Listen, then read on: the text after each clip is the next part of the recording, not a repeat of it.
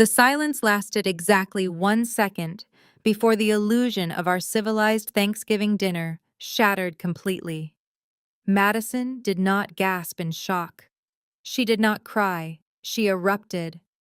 Her chair scraped violently against the hardwood floor as she lunged across the mahogany table with terrifying speed. Her manicured hand flew through the air, and before I could even brace myself, she slapped me hard across the left side of my face. The sharp cracking sound echoed off the vaulted ceilings of the dining room. The sheer force of her swing knocked her arm directly into my full glass of expensive Cabernet Sauvignon. The crystal shattered against the table edge, sending a tidal wave of dark red wine splashing heavily onto my pristine white silk dress. The cold liquid soaked instantly through the expensive fabric, leaving a massive blood-like stain across my chest and lap. My cheek burned with a stinging, furious heat, the imprint of her heavy diamond rings leaving a sharp scratch near my jawline. I sat perfectly still, my breathing slow and measured, waiting for the inevitable parental intervention. I waited for my father to shout at her for resorting to physical violence. I waited for my mother to hand me a napkin and ask if I was hurt. Neither of those things happened. Instead, my mother leaped from her chair and rushed entirely around the table, completely ignoring my bleeding cheek and ruined dress.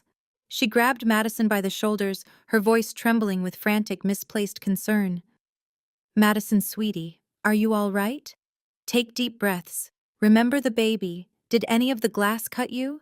Did that awful wine ruin your maternity gown?" Madison clutched her stomach, performing a dramatic, breathless sob that belonged on a soap opera. She leaned heavily against Jamal, burying her face in his tailored shoulder. "She is trying to destroy us, Mom. She is fabricating these disgusting lies to ruin my marriage and stress out my baby. I cannot believe my own sister would be this evil." My father slammed his heavy fist down on the table with enough force to rattle the serving dishes. His face was purple with pure rage, a vein bulging visibly in his neck. He pointed a shaking finger directly at my face, stepping aggressively into my personal space. "You are a sick, twisted girl, Becca!" he roared, his spit flying across the table. "I invited you into my home out of pure pity. We threw you a lifeline today, a chance to be part of something great, and this is how you repay us, by presenting forged fake documents at the dinner table to tear down a brilliant man. You are nothing but a jealous, bitter spinster who cannot stand the sight of a happy marriage." "Dad, the documents on that iPad have official SEC watermarks," I said, keeping my voice incredibly flat, refusing to let my emotions bleed through. "I am a distressed debt investor. I analyze financial fraud for a living. I am trying to protect you from federal investigations before Jamal takes everything you own." "Shut your mouth," he bellowed, cutting me off completely. "You are just furious because no man wants you. You look at your sister carrying a beautiful child, building a brilliant future with a highly successful CEO, and it eats you alive. You have spent your entire adult life trying to tear her down just because you are incapable of finding love or building a real family of your own." My mother turned her glare toward me, her eyes narrowing with absolute contempt. "You always do this, Becca. You always have to be the center of attention and ruin everything.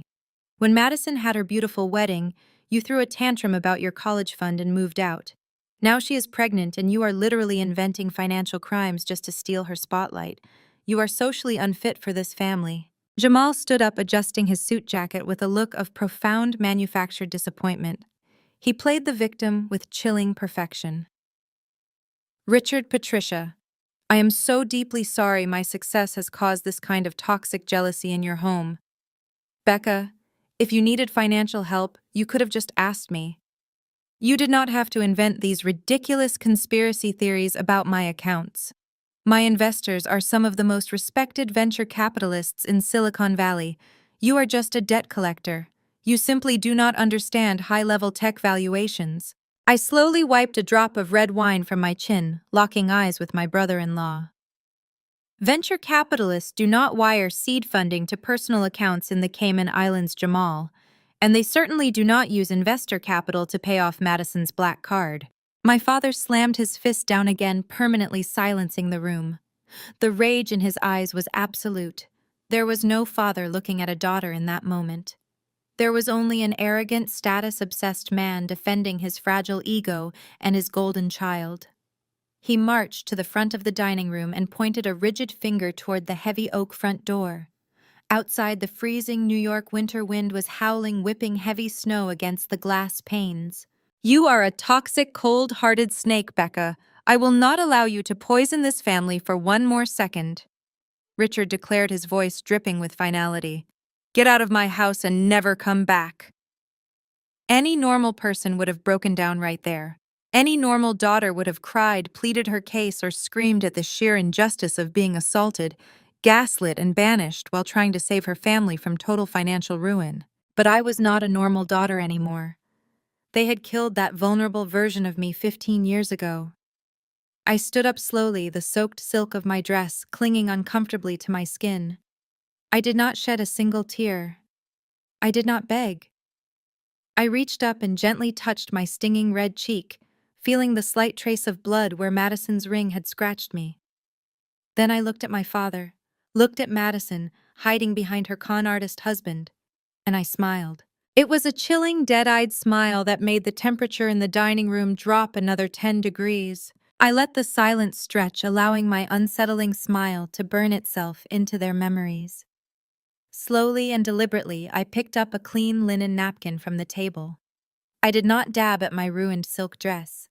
I brought the cloth to my cheek, wiping away the small bead of blood and the splattered wine with absolute terrifying calm.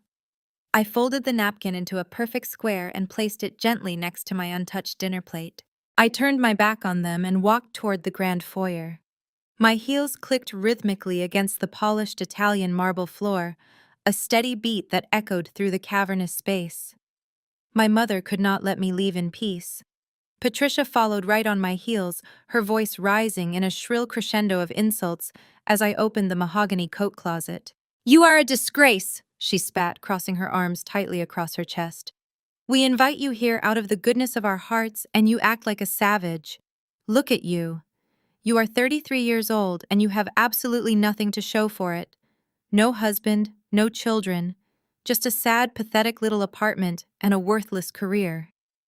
I slid my arms into my black cashmere coat, adjusting the collar. I did not look at her yet. I just let her talk.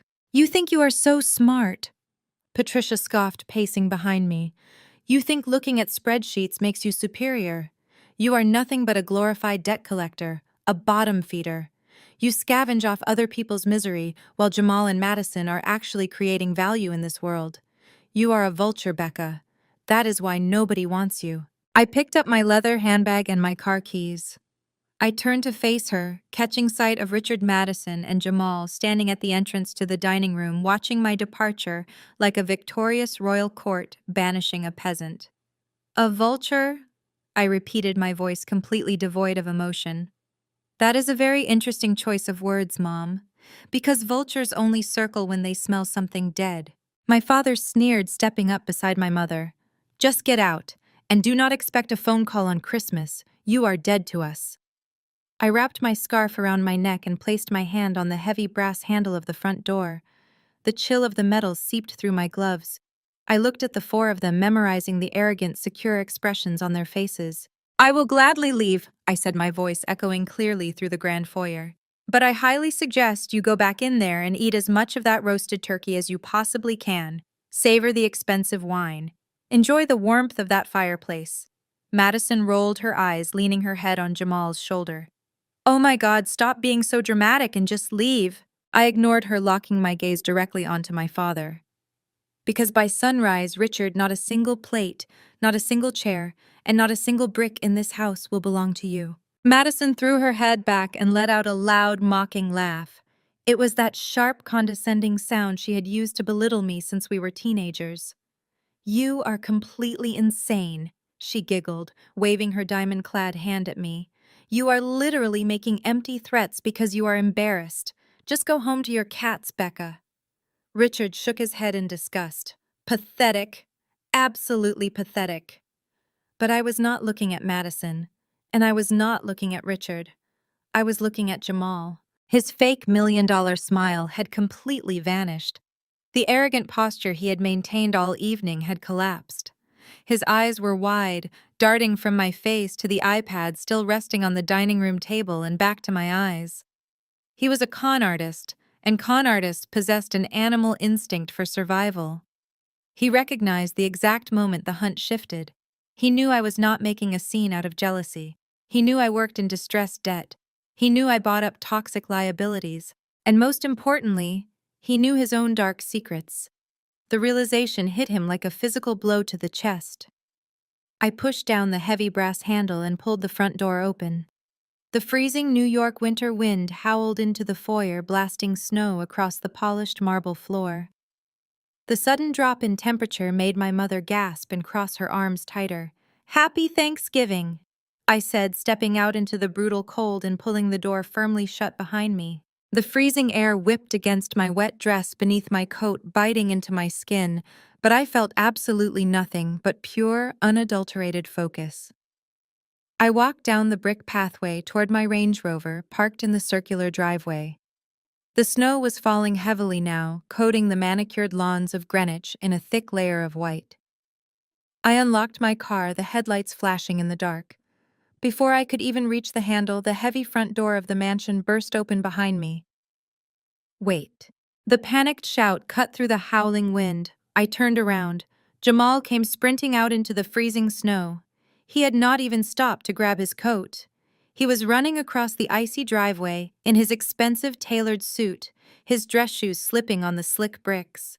The confident tech CEO was gone, replaced by a desperate, terrified man who had just realized the floor beneath his feet was made of glass and I was holding the hammer. I stood by my car door watching him scramble toward me, knowing exactly what was about to happen. Jamal closed the distance between us in seconds. The heavy snow was already accumulating on the shoulders of his custom-tailored suit jacket, melting instantly against his heated, panicked skin. His expensive leather loafers lost traction on the icy driveway, causing him to stumble awkwardly before he caught his balance. The polished, charismatic executive who had just been holding court in my parents' dining room was completely erased. In his place stood a frantic, sweating man whose carefully constructed house of cards was suddenly vibrating under the weight of severe reality. He did not stop at a polite conversational distance. He kept walking until he was mere inches away from me, using his commanding height to loom over my frame. His broad shoulders blocked out the warm glow of the mansion's porch lights, casting a dark, imposing shadow over me. He took another step forward deliberately, backing me right up against the freezing metal door of my Range Rover. It was a classic corporate intimidation tactic. Use physical space to dominate, project blind aggression, force the opponent to shrink and submit. I felt the icy steel of the car door pressing through my cashmere coat, but I kept my spine perfectly straight. I did not shrink. I tilted my chin up and met his furious, panicked gaze without a single flinch. "Listen to me very carefully, Becca," Jamal hissed, his voice dropping to a low, venomous growl that my parents had never heard. The smooth, charming cadence he used to woo my father was entirely absent. "I do not know what kind of sick game you think you are playing in there. I do not know what fake spreadsheets you managed to scrape together to try and ruin my night. But you are going to walk away right now and keep your damn mouth shut. Do you understand me?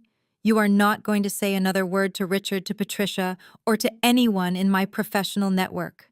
I remained perfectly silent, studying the erratic pulse beating rapidly at the base of his neck. My calculated silence only made him angrier. He slammed his hand flat against the window of my car, trapping me between his arms. "I know people, Becca," he threatened, leaning in closer, a cloud of expensive cologne and hot breath washing over my face. "Powerful people. I sit on boards with venture capitalists who can crush your little debt collection career with one phone call. I will drag your name through the mud in every financial circle in Manhattan. I will tell them you are unstable, that you fabricate documents out of petty family jealousy. I will sue you for corporate espionage and defamation until you are living out of a cardboard box. If you try to sabotage my investors, I will personally guarantee that you never work in this industry again." When the threats failed to produce a reaction, his eyes darted around the snowy driveway. The panic was starting to override his anger. He lowered his voice, shifting to a desperate conspiratorial whisper.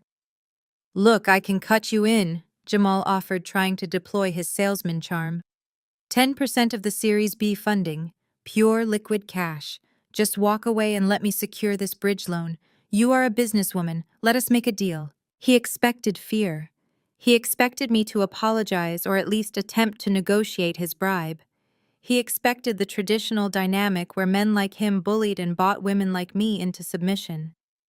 I reached up and calmly brushed a snowflake from the lapel of his ruined suit. 074299881-400, I said. My voice was steady, quiet, and absolutely lethal. Jamal stopped breathing. The aggressive posture instantly drained from his body. His hands, which had been gripping the roof of my car, fell limp to his sides. That is the exact routing and account number for the offshore shell corporation you registered under Madison's maiden name in the Cayman Islands. I continued speaking slowly, so every single syllable could carve its way into his panicked brain.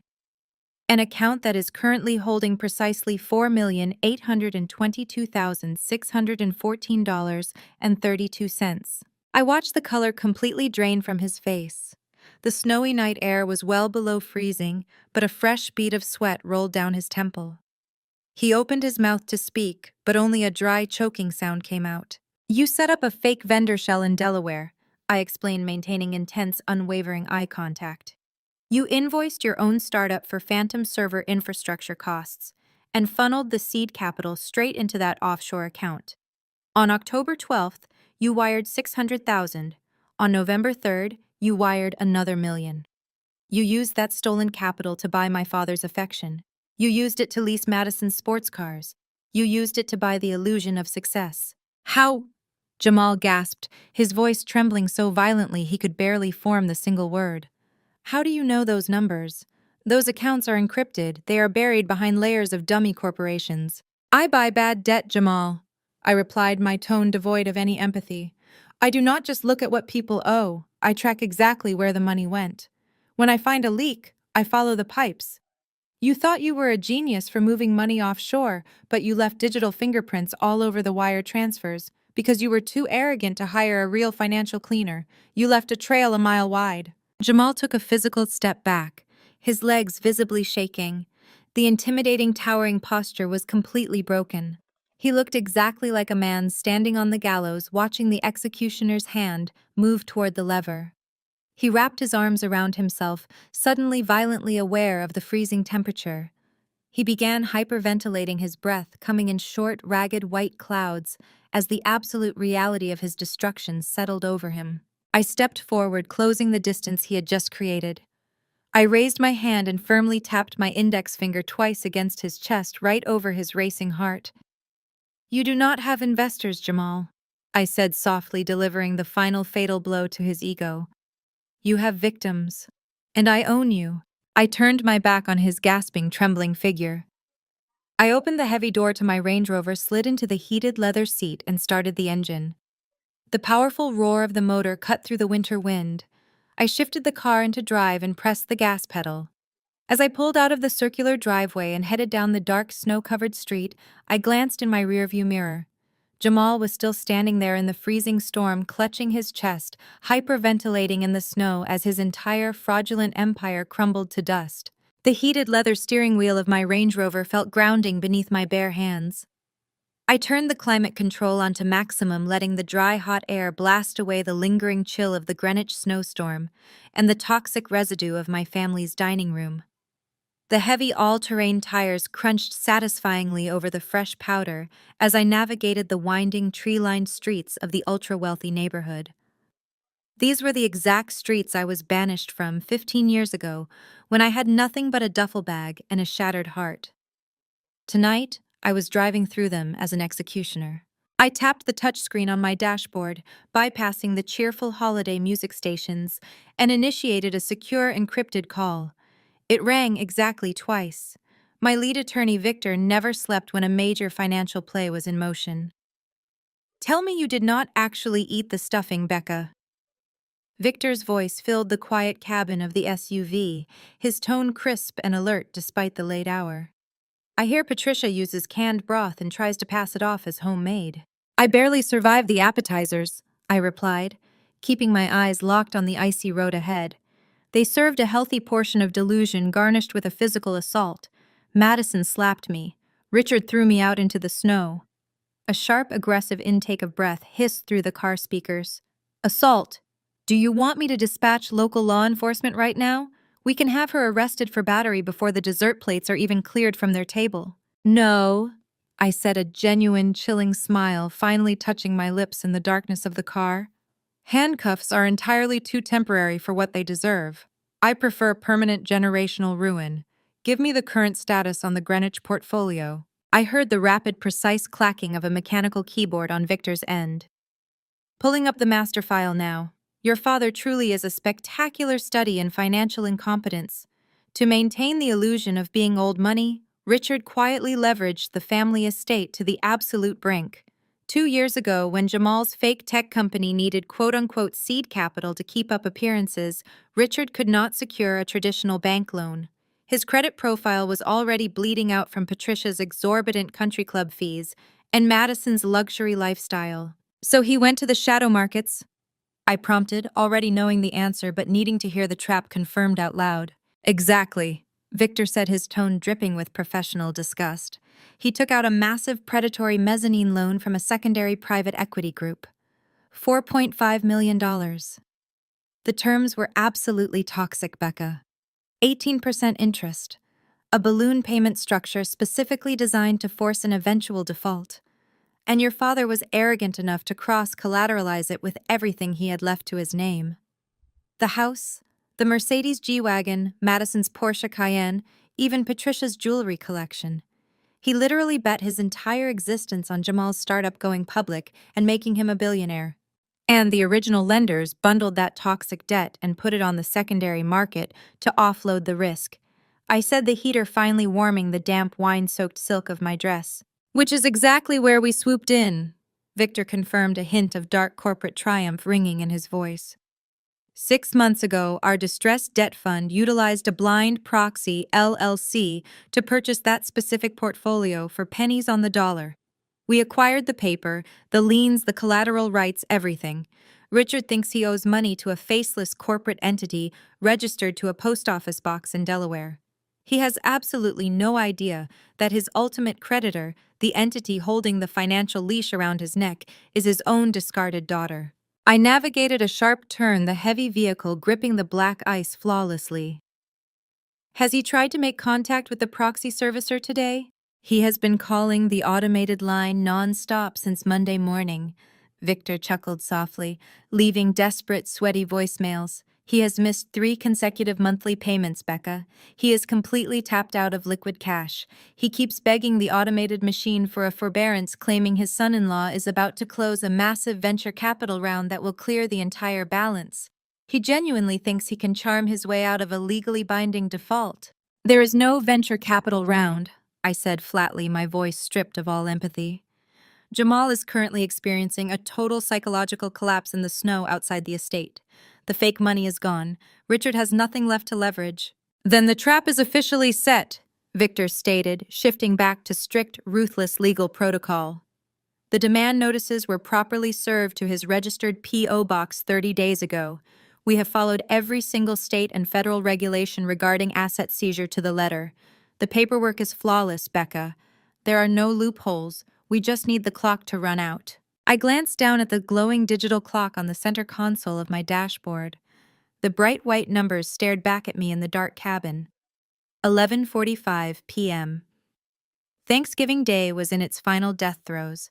The frenzied consumerist chaos of Black Friday was looming just beyond the horizon. The final grace period for his third missed payment.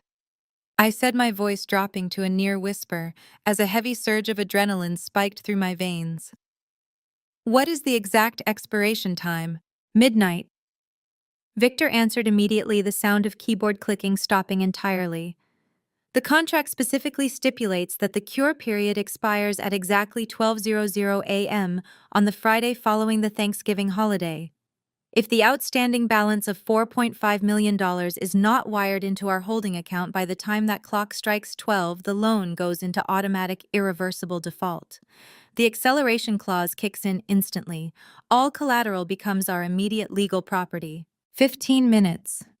In exactly 15 minutes, the house where I was told I was useless, the dining room where I was humiliated, the driveway where I was banished, would legally belong to me. My father had spent 33 years building a kingdom of arrogance, entitlement, and exclusivity. I was about to repossess it before he even finished digesting his holiday meal. "Stand by, Victor," I said, my eyes fixed on the dark snow-swept road illuminated by my high beams. "Have the asset seizure teams and the process servers ready on a secure line. Nobody sleeps tonight." "Standing by," Victor confirmed smoothly. "It is your call, boss." I kept my foot steady on the accelerator. The dashboard clock clicked to 11:46 p.m. The countdown to their absolute destruction had officially begun. I navigated the icy, winding roads away from the sprawling Greenwich estates, eventually pulling the Range Rover onto a secluded, scenic overlook. Below me, the Hudson River churned like liquid obsidian, a dark void separating the quiet, insulated wealth of the suburbs from the towering electric grid of the Manhattan skyline. The city glowed against the dark winter sky, a sprawling monument to power and capital. That same skyline used to terrify me when I arrived there at 18, completely broke, shivering in a cheap coat after my parents drained my college fund. Back then, I was a victim.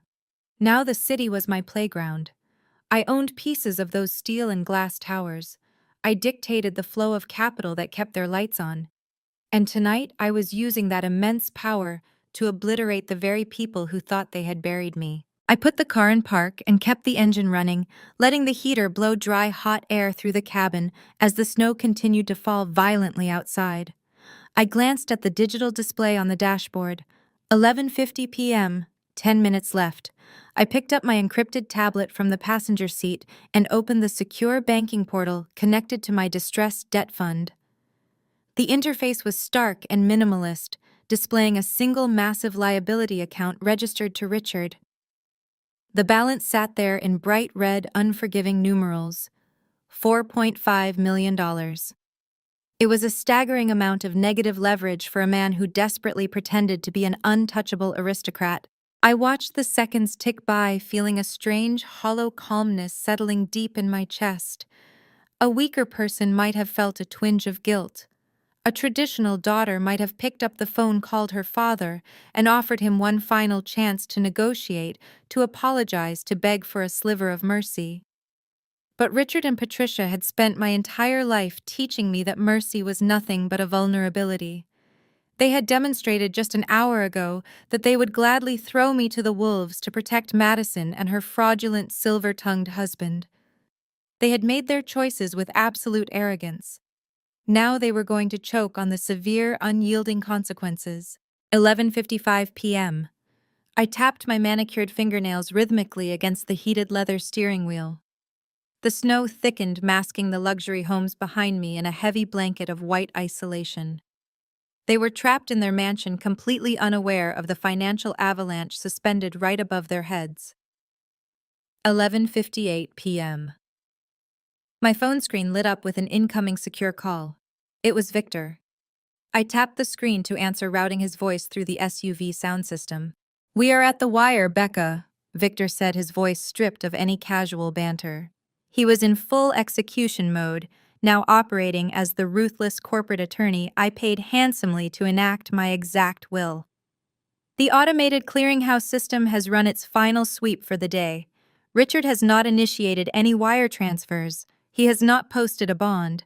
He has not deposited a single cent into the holding account to cure the delinquency. The account remains severely delinquent." I kept my eyes locked on the dashboard clock. 11:59 p.m. The final 60 seconds stretched out taut and heavy with adrenaline. I did not blink. I did not take a single breath. I just watched the digital numbers prepare to shift. "He is banking on his status," I said, my voice echoing coldly in the quiet car. "He thinks he can call the loan servicer on Monday morning, drop a few names, and charm his way out of a default. He thinks the rules do not apply to him because he lives in Greenwich." "The rules of compound interest apply to everyone," Victor replied sharply. Midnight, 12:00 a.m. A sharp, high-pitched ping echoed through the cabin of my car from the tablet. A bright red automated alert flashed across the high-definition screen. Status update default confirmed. It is midnight, I announced, feeling a surge of pure, unfiltered power rush through my veins. The grace period is officially dead. Confirmed, Victor stated immediately, the rapid clicking of his keyboard returning. Richard is in total breach of contract. We are now legally authorized to execute the acceleration clause. This will demand the immediate total repayment of the $4.5 million principal, plus all accrued interest, default penalties, and legal fees.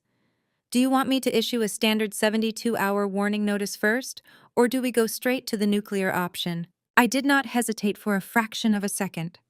No warnings, no grace periods, no courtesy calls. Trigger the acceleration clause immediately. I want the immediate freeze of all cross-collateralized assets. Lock down his checking accounts, his savings accounts, and his investment portfolios.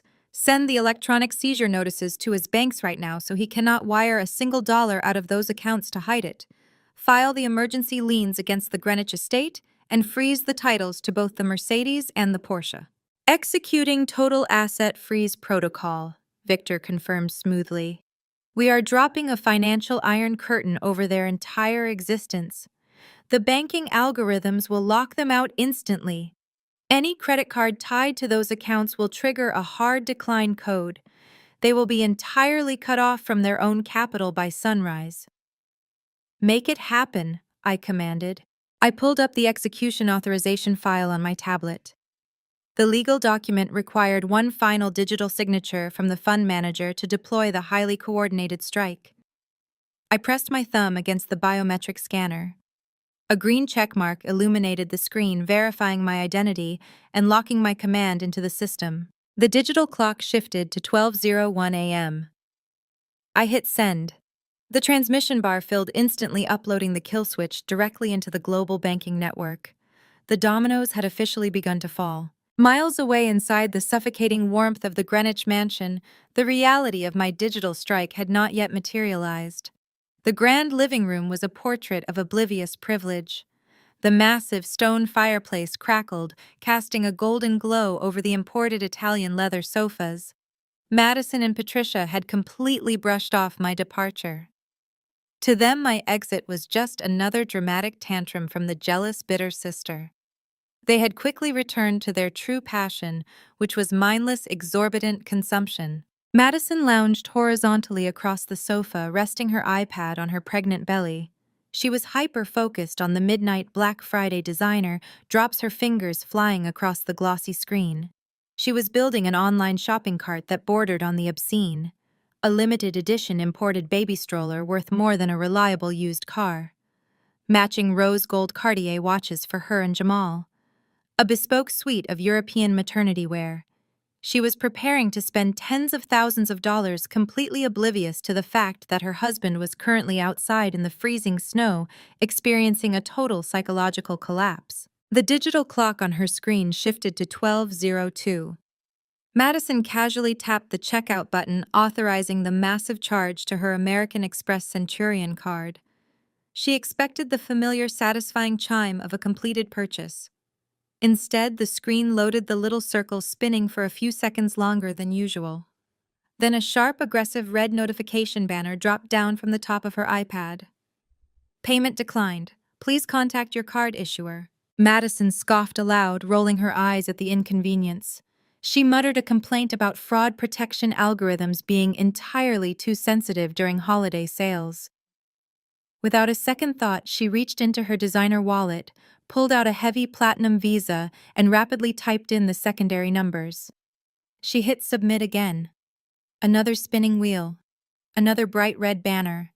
Transaction denied. Account frozen. Annoyance quickly shifted to genuine frustration.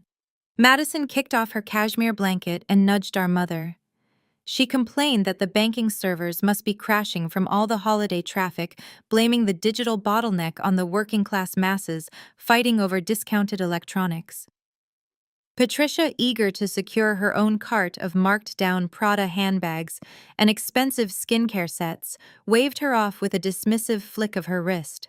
"Just use my card, sweetie," Patricia said, tapping the checkout button on her own device. Her screen froze for a fraction of a second, then violently rejected the transaction. Hard decline code. Patricia frowned, her perfectly manicured fingernail tapping the screen aggressively. She tried a different card, one linked directly to Richard's primary checking account. Declined. Insufficient funds or account suspended. The harsh uppercase words glared at them in the dimly lit living room, completely out of place in their world of endless capital. Patricia stood up, her expensive silk robe rustling against her ankles, and marched down the long carpeted hallway. She headed straight to Richard's ground floor study, where he had retreated with a glass of bourbon after throwing me out into the blizzard. She burst through his heavy oak doors without knocking, demanding his physical wallet. She claimed the banks were experiencing a ridiculous holiday glitch, and she needed his direct corporate black card to bypass the system. Richard, exhausted and still nursing his bruised ego from our dinner confrontation, handed it over with a heavy grumble. He told her to hurry up and let him sleep. Patricia marched triumphantly back to the living room. She typed the elite corporate card details into the checkout portal and hit submit with absolute confidence. For a third time, the bright red error message illuminated her angry face. Call your financial institution immediately. The arrogant, untouchable security of the Greenwich mansion began to rot from the inside out. Madison, breathing heavily now, tried to log directly into her mobile banking app to check her balances. The app refused her facial recognition. It threw up a stark white warning screen. Access revoked. Please contact customer service regarding foreclosure and asset seizure proceedings. Madison dropped her phone onto the plush Persian rug, her hands suddenly trembling uncontrollably. Patricia stared at her own frozen screen, the horrifying realization slowly crawling up her spine. The banking glitch was not a glitch. The threats I had made in the grand foyer just an hour ago echoed loudly in her ears. By sunrise, not a single plate, not a single chair, and not a single brick in this house will belong to you. Back in my Range Rover, parked high above the Hudson River, the absolute silence of the night was broken by the aggressive, rapid ringing of my cell phone. The caller ID flashed brightly with my mother's name. I did not answer. I let it ring until it went to voicemail. Then it rang again, and again. Patricia was relentlessly blowing up my phone, her previous brutal declarations that I was dead to the family completely forgotten in the face of financial terror. After the fifth consecutive missed call, a notification popped up indicating a new voicemail. I connected the phone to the car's Bluetooth system and pressed play. I leaned back into my heated leather seat, ready to listen to the beautiful symphony of her panic. Patricia's voice blasted through the premium car speakers.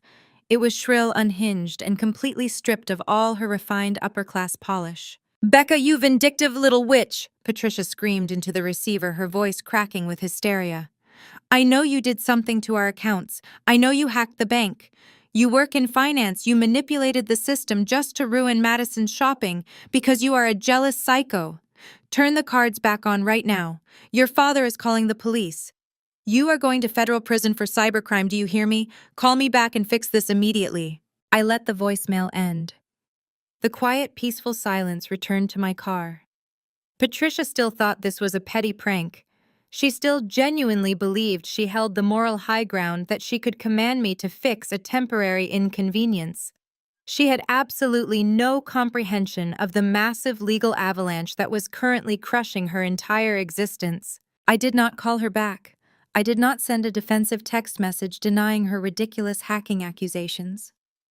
Instead, I opened the family group chat. It was a digital space I had been forced to sit in for years, enduring their constant bragging and subtle daily insults. I copied a specific URL from my secure legal portal. I pasted that single link into the text box. I hit send, locked my phone screen, and tossed the device onto the passenger seat, letting the digital bomb detonate in the palm of their hands. I did not need to be standing inside the grand living room of the Greenwich mansion to know exactly how the digital detonation played out.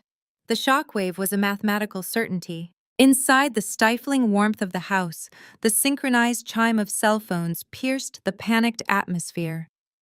Patricia, still breathing heavily from leaving her unhinged voicemails, snatched her phone from the coffee table. Madison, whose face was stained with mascara and frustration over her declined credit cards, leaned over her mother's shoulder. Richard, nursing his second glass of expensive bourbon by the fireplace, felt his own phone vibrate in the breast pocket of his trousers. He pulled the device out with a heavy sigh, expecting another angry text message from me complaining about my banishment. Instead, he saw a single raw web address glowing on his screen. It was a direct link to a government domain. Richard tapped the link. The Safari browser loaded for a fraction of a second before the official, unmistakable seal of the United States Securities and Exchange Commission materialized on his screen. It was an emergency asset freeze and cease and desist order. Richard squinted, his alcohol-laced brain struggling to process the dense federal legal jargon. He scrolled past the preliminary injunction warnings and landed directly on the summary of the enforcement action. The words on the glowing screen hit him with the force of a speeding freight train. Defendant Jamal, charge wire fraud, embezzlement, and operating an unregistered securities offering. Richard stopped breathing. The expensive bourbon sloshed dangerously close to the rim of his crystal glass. He swiped his thumb up the screen, his eyes scanning the horrifying details compiled by federal investigators. The document outlined a brazen, systematic Ponzi scheme. It detailed how Jamal had fabricated user acquisition metrics, falsified revenue reports, and funneled millions of dollars of investor capital into offshore shell companies hidden in the Cayman Islands. It explicitly confirmed the exact routing numbers and account balances I had recited to Jamal in the freezing driveway just minutes earlier. But the true fatal blow to my father's ego was buried in page 4 of the Asset Tracing Annex. Richard forced himself to read the paragraph detailing the flow of the most recent capital injection. The federal investigators had tracked a massive high-interest mezzanine loan of $4.5 million. The document listed the origin of that capital. It named the exact private equity firm Richard had quietly borrowed the money from. It named the Greenwich estate as the primary collateral. And then, in cold, undeniable federal print, it revealed exactly where Richard's borrowed money had gone. Jamal had not used a single cent of Richard's $4.5 million to build proprietary algorithms or secure a tech initial public offering. The SEC document traced the funds directly to the immediate repayment of early-stage defrauded investors to keep them quiet, alongside massive six-figure transfers to cover high-end luxury car leases, private jet charters, and exorbitant personal credit card bills. The money was gone. The realization crashed down on Richard, crushing the air out of his lungs. He had risked his home, his cars, his wife's jewelry, and his entire financial existence to fund the lifestyle of a parasite. He had banished his own daughter, the only person who had tried to warn him, the only person who had actually read the fraudulent balance sheets. And he had done it to protect a man who was actively stealing his home right out from under his feet. The heavy crystal bourbon glass slipped from Richard's trembling fingers. It plummeted to the hardwood floor, shattering into dozens of sharp, glittering pieces. The amber liquid splashed across the polished wood and soaked into the fringe of the expensive Persian rug. Patricia jumped at the sudden noise, dropping her own phone onto the sofa. She stared at her husband in alarm. Richard's face had drained of all color, replacing his usual arrogant flush with a terrifying, sickly gray. He did not say a word to his wife. He did not answer Madison when she demanded to know what the link meant.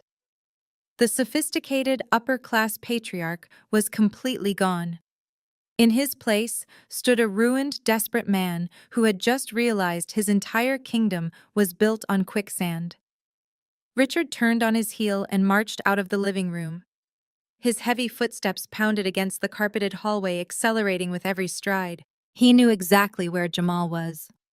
After I had left Jamal hyperventilating in the snow, the coward had slinked around to the side entrance of the mansion, bypassing the living room to avoid questions.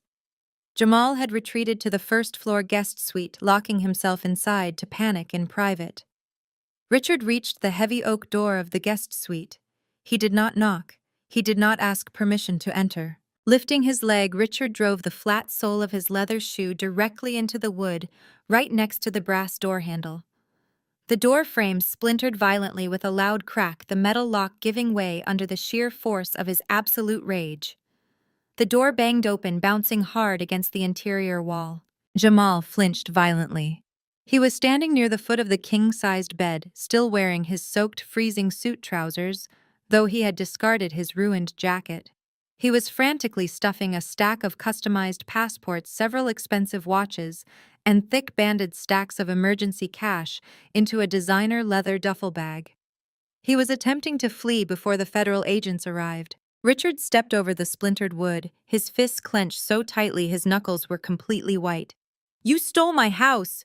Richard roared, the sound tearing through the mansion like thunder.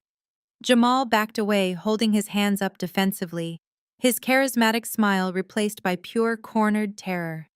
He stammered, trying to deploy one last desperate lie, trying to claim the SEC document was a misunderstanding, a competitor's smear campaign, a temporary regulatory hurdle. Richard did not let him finish a single sentence. My father lunged across the bedroom. He grabbed Jamal by the collar of his wet, expensive dress shirt, twisting the fabric tightly in his fists. He slammed the younger, taller man backward into the heavy mahogany dresser. Framed photographs and decorative vases crashed to the floor, shattering glass across the expensive carpet. A vicious, uncontrolled physical fight broke out between the two men of the house. Jamal, desperate to escape federal prison, threw a panicked punch, catching Richard on the side of the jaw. But Richard possessed the terrifying adrenaline-fueled strength of a man who had just lost everything. He tackled Jamal to the floor, pinning him against the edge of the bed frame. In the hallway behind them, Patricia and Madison finally arrived at the shattered doorway. Patricia began screaming hysterically, clutching her face as she watched her husband and her beloved son-in-law brutally tearing each other apart. Madison shrieked, begging them to stop, her hands hovering protectively over her pregnant belly. But there was no stopping the violence. It was the physical manifestation of their financial ruin. The sophisticated, wealthy family image they had guarded so fiercely was dead, replaced by blood-shattered glass and absolute unforgiving betrayal. The physical fight was brutal, entirely stripped of the country club refinement my father had spent decades cultivating. Richard drove his knee into Jamal's ribs, pinning the younger man against the shattered remains of the mahogany dresser. Jamal swung blindly, his knuckles catching Richard on the cheekbone with a sickening thud. The two men crashed onto the expensive Turkish rug, knocking over a heavy brass floor lamp that smashed into the drywall. Patricia stood in the ruined doorway, clutching the sides of her face. She unleashed a piercing, hysterical scream, the kind of raw, unfiltered noise she would have previously deemed entirely too low class for a Greenwich neighborhood. She rushed forward, grabbing the back of Richard's ruined button-down shirt, desperately trying to pull him off her son-in-law. Madison did not try to stop the violence for the sake of peace. She threw herself into the fray purely to protect her fraudulent husband. She smacked her father repeatedly on the shoulder, screaming at the top of her lungs, her designer maternity dress tearing at the seam. "Get off of him! Get your hands off my husband!" Madison shrieked, her voice cracking with pure hysteria. "You are going to hurt the baby!" Richard shoved Madison aside just hard enough to get her out of his strike zone. He grabbed Jamal by the collar again, hauling the younger man halfway off the floor.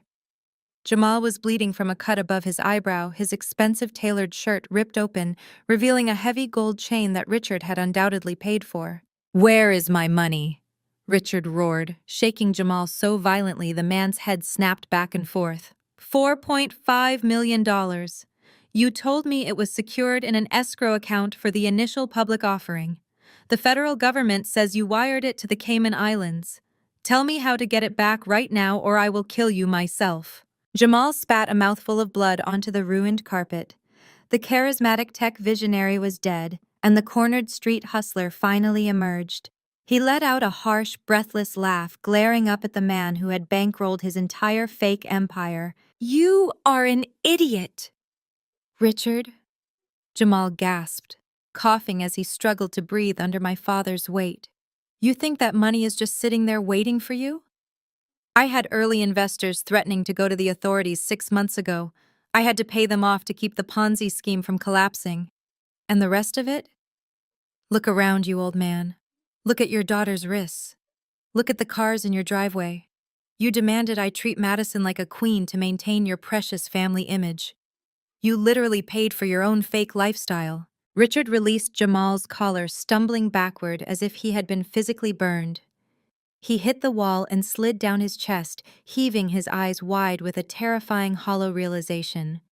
The millions he had secretly borrowed against the family estate, the predatory loan that was charging 18% interest, it was all gone.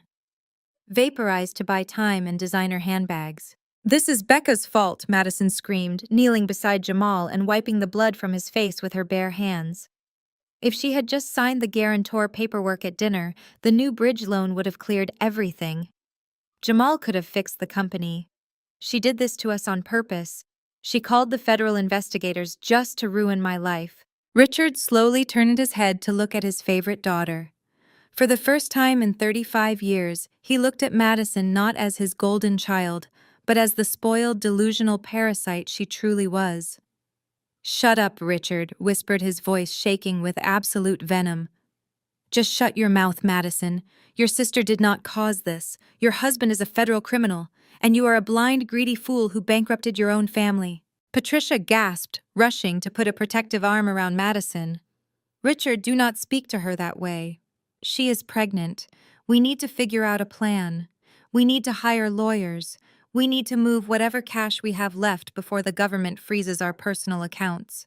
The word cash seemed to jolt Richard back to reality. The Securities and Exchange Commission filing had only mentioned freezing Jamal's assets, but Richard knew how federal investigations worked. Once they realized Richard's borrowed funds were tied up in the fraud, they would subpoena his accounts next. He needed to transfer his remaining liquid capital, the last $200,000 he had sitting in his primary checking account, into an untouchable offshore trust he had set up years ago. He scrambled off the floor, ignoring the pain in his jaw and his bruised ribs. He stumbled past Patricia and Madison rushing out of the ruined guest suite and sprinting down the hallway back to his private study. He threw himself into his leather desk chair and slammed his hand against his computer mouse to wake up his monitors. His hands were shaking so violently he could barely type his password. He navigated to his elite banking portal, the one reserved for high-net-worth clients. He typed in his credentials and held his breath waiting for the familiar interface to load. The screen flashed white. A loading circle spun for 2 agonizing seconds. Then the screen turned a stark, solid black. A single bright red notice appeared directly in the center of the monitor. "Account frozen. Pending foreclosure." Richard stared at the red letters, his brain refusing to process the words. Foreclosure. The bank did not freeze accounts for foreclosure without issuing 90 days of written warnings, default notices, and a massive legal battle. And the SEC did not execute foreclosures, they executed asset freezes. He frantically grabbed his cell phone from his pocket, opening his mobile banking app to try a different route. Face ID scanned his sweaty, bruised face. The exact same red text glared back at him from the palm of his hand. "Account frozen. Pending foreclosure." Then a secondary notification popped up on his screen. It was an automated email from the private equity firm that held his toxic mezzanine loan, the anonymous debt collectors he had been dodging all week. He opened the email with a trembling thumb. Notice of default and immediate acceleration. The document informed him that his grace period had officially expired at midnight. The creditor had exercised their legal right to accelerate the loan. The entire balance of $4.5 million was due immediately. Because he could not pay, the creditor had executed an emergency lien and frozen all cross-collateralized assets, his checking accounts, his savings, the equity in the house. Everything was locked. Richard dropped his phone. It clattered against the mahogany desk. Becca had not just been making a dramatic exit when she told him to enjoy the house, because it would not belong to him by sunrise. She had not been bluffing when she claimed she was his legal creditor. She had known about the loan. She had bought the loan. She was the anonymous entity choking the life out of him. She had deliberately waited until he threw her out into the cold to push the button that executed his total financial ruin. He sat in the dark study listening to the muffled sounds of his wife crying and his daughter arguing with her criminal husband down the hall. The reality of his absolute destruction settled heavily over his shoulders. He had absolutely nothing left. No money, no lawyers, no way out. The antique grandfather clock in the hallway chimed the half hour. It was 4:30 in the morning. Richard stared blankly out the large bay windows of his study, watching the heavy snow continue to fall on the dark, quiet streets of Greenwich. The neighborhood was dead silent. Suddenly, the pristine white snow in the front yard was illuminated by a rapid strobing light. Brilliant flashes of bright red and piercing blue cut through the darkness of the winter morning, reflecting violently off the glass window panes and throwing chaotic colored shadows across Richard's ruined face. Multiple heavy vehicle engines idled loudly right outside his front door. The heavy vehicle engines idled loudly outside the front door, a low, menacing rumble that vibrated through the floorboards of the study. Richard stood frozen by the bay window, the alternating red and blue lights washing over his bruised face. For a brief, desperate second, his mind tried to rationalize the flashing lights. He convinced himself that a neighbor had called the local Greenwich precinct to file a noise complaint. The shattering glass and screaming from the guest suite must have echoed across the property line. A noise complaint was manageable. A noise complaint was something a man of his status could wave away with a firm handshake, a forced smile, and a generous donation to the Policeman Benevolent Association. Richard smoothed his trembling hands over the front of his torn, blood-stained dress shirt. He took a deep breath, forcing his chest to expand, attempting to summon the authoritative aura of the wealthy patriarch he had played for decades. He turned away from the window and marched back down the long hallway toward the grand foyer. Patricia and Madison were already standing at the edge of the living room, their faces illuminated by the frantic police lights strobing through the frosted glass of the front door. Patricia clutched her silk robe tightly to her throat, her eyes wide with mounting panic. Madison was hyperventilating, her hands protectively covering her stomach. Jamal was nowhere to be seen, having cowardly barricaded himself back inside the ruined guest bedroom the moment the sirens became audible. "Stay here and keep quiet," Richard barked at his wife and daughter, his voice laced with forced bravado. "It is just the local patrol. I will handle them. Do not say a single word about Jamal or the money." Richard stepped up to the massive double oak doors. He unlocked the deadbolt and pulled the heavy door open, stepping out onto the covered stone porch, ready to deliver his practiced, condescending charm. The freezing winter wind hit him instantly, but it was not the cold that made his breath catch in his throat. There was no lone patrol car parked in his driveway. The entire front lawn was swarming with law enforcement. 4 marked county sheriff cruisers formed a barricade across the entrance gates. 2 unmarked black SUVs sat idling directly in front of the porch. Standing at the bottom of his snowy steps was not a friendly local beat cop looking to issue a noise warning. Richard found himself staring down the county sheriff, a tall, broad-shouldered man, with a face carved from stone. Flanking the sheriff were 2 heavily armed federal agents wearing dark tactical windbreakers with the bright yellow letters FBI emblazoned across their chests. Standing slightly behind the wall of law enforcement was a sharp-suited, entirely calm process server holding a thick, heavy stack of manila legal folders. Richard gripped the doorframe, his knuckles turning white. His practiced smile completely abandoned him. He opened his mouth, trying to deploy the only weapon he had left, his perceived social status. "Officers!" Richard began, his voice shaking despite his best efforts to sound commanding. "There is absolutely no need for this massive display. My family just had a minor private disagreement. We were handling it internally. I am personal friends with the police chief of this district. You are trespassing on private property." The county sheriff did not smile. He did not acknowledge the name drop. He looked at Richard with the cold, absolute indifference of a man who dealt with arrogant fallen executives every single day. "Secure the perimeter," the sheriff ordered, his deep voice cutting through the howling wind. "Agents, the primary suspect for the federal warrant is located inside the premises." The 2 armed FBI agents immediately marched up the stone steps, their boots crunching heavily on the ice. They shoved past Richard without a single word of apology, storming into the grand foyer. Patricia let out a blood-curdling shriek as the federal agents brushed past her, demanding to know the exact location of Jamal. Madison began sobbing hysterically, sinking to her knees on the marble floor as the heavy, aggressive footsteps of the agents echoed down the hallway toward the guest suite. Richard tried to turn around, tried to stop the agents from invading his home, but the county sheriff stepped up onto the porch, physically blocking Richard's path back inside. The sharp-suited process server stepped up beside the sheriff. He did not look intimidated by the massive mansion or the furious man standing in the doorway. He operated with the ruthless mechanical efficiency of the corporate machine. "Are you Richard?" The process server asked, his tone crisp and entirely devoid of emotion. "Yes, I am the owner of this house." Richard spat, his face flushing with fresh, panicked rage. "And I demand to know what gives you the right to tear my home apart at 4:30 in the morning on a holiday weekend." The process server did not engage with the outrage. He simply thrust the heavy stack of manila folders directly into Richard's chest. Richard instinctively raised his arms to catch the thick documents officially accepting service. "Richard, you are hereby served with an emergency writ of execution, an immediate asset seizure mandate, and a notice of foreclosure acceleration." The process server recited rapidly, reading from a prepared legal script. "These orders have been signed, expedited, and fully authorized by a federal judge due to the presence of cross-collateralized assets currently linked to an active federal wire fraud investigation." Richard looked down at the thick stack of papers in his trembling hands.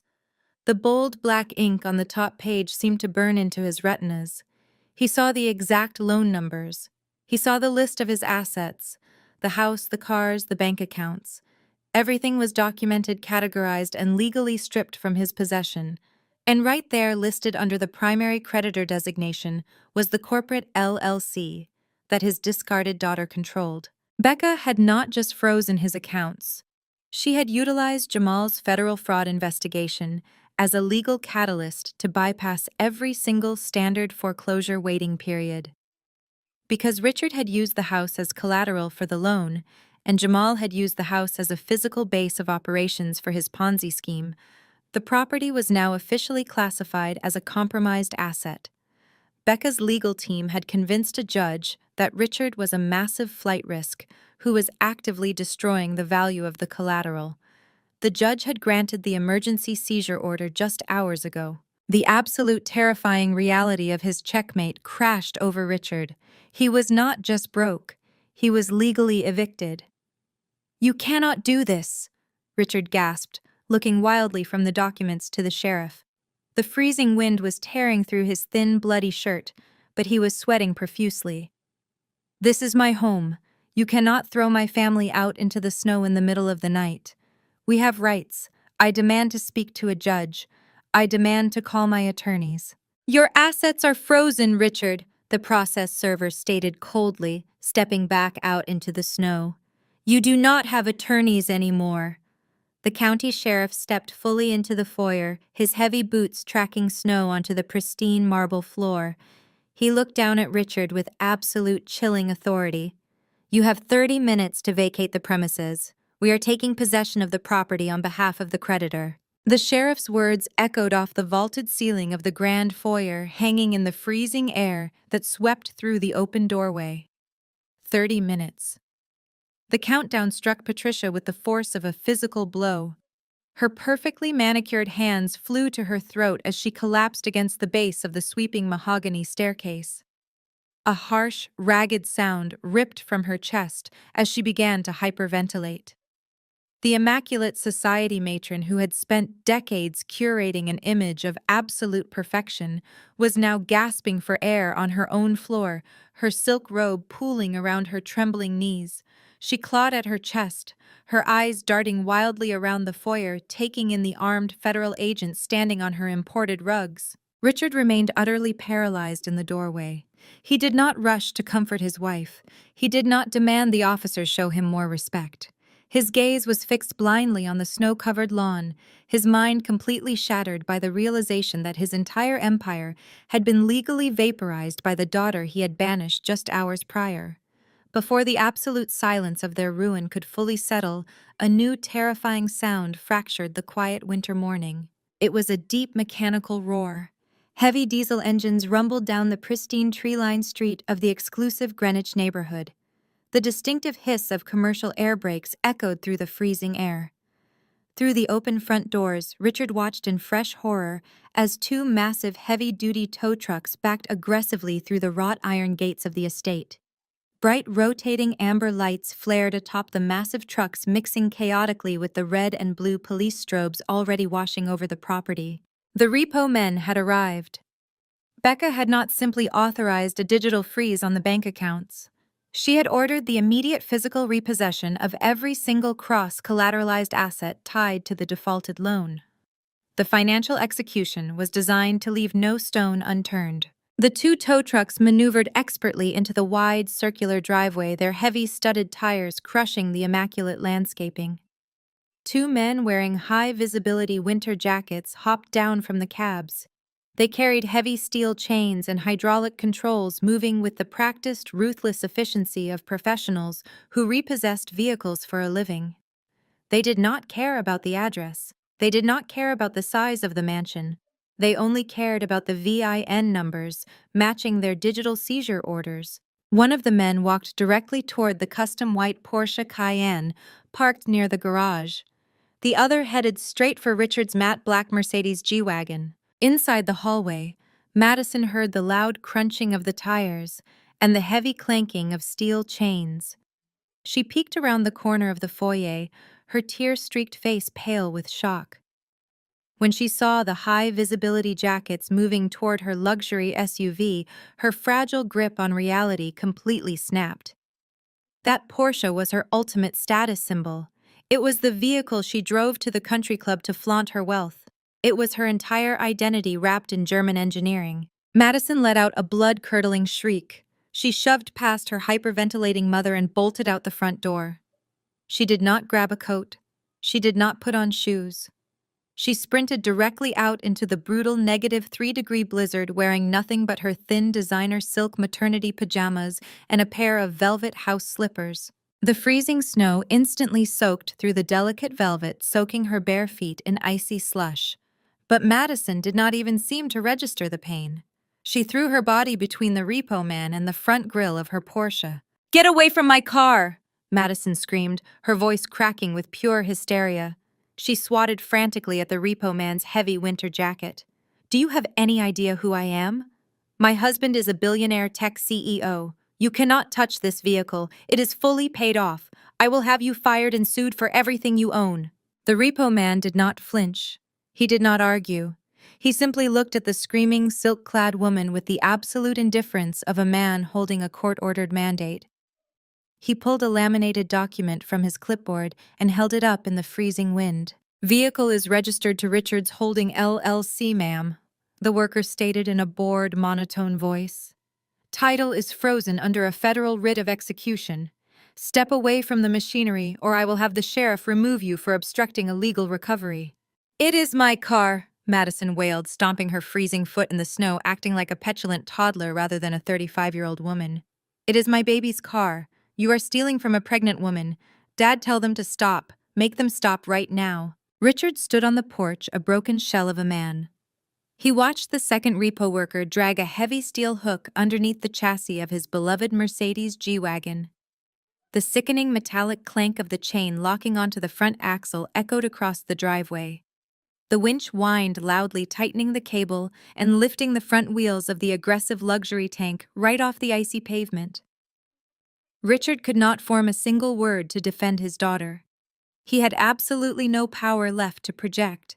Madison spun around, realizing her father was useless. The front end of her white Porsche began to lift off the ground, the hydraulic lift groaning under the weight. She grabbed the steel cable with her bare hands, screaming at the top of her lungs, fighting a completely unwinnable battle against a hydraulic winch. The chaos outside drew the attention of the man hiding inside the ruined guest suite. Jamal had been cornered in the bedroom, listening to the federal agents systematically tearing through the house, searching for his financial documents and his hidden passports. When he heard Madison screaming about the cars, something inside his arrogant, desperate mind finally snapped. The cars were the last tangible proof of his fake success. Without the cars, without the mansion, he was nothing but a fraud waiting for a prison cell. Jamal burst through the shattered guest room door. He ignored the federal agents searching the adjacent study and sprinted directly through the grand foyer, leaping over Patricia, who was still sobbing on the floor. He charged out the front doors, his ripped, bloody dress shirt flapping wildly in the winter storm. He saw the repo man operating the hydraulic levers beside the Porsche. Pure, unfiltered panic overrode any remaining common sense. Jamal lunged at the blue-collar worker, grabbing the man by the collar of his high-visibility jacket and throwing a frantic, desperate punch. "Drop the car!" Jamal roared, his face twisted in feral rage. "Unhook the damn car right now." It was the single worst mistake he could have possibly made. Law enforcement officers do not tolerate physical violence during an active asset seizure. They especially do not tolerate it from the primary suspect named on an interstate wire fraud warrant. The two FBI agents who had followed Jamal out of the house moved with terrifying tactical precision. They did not shout a warning. They did not ask him to calm down. Before Jamal could throw a second punch, the lead federal agent hit him like a freight train.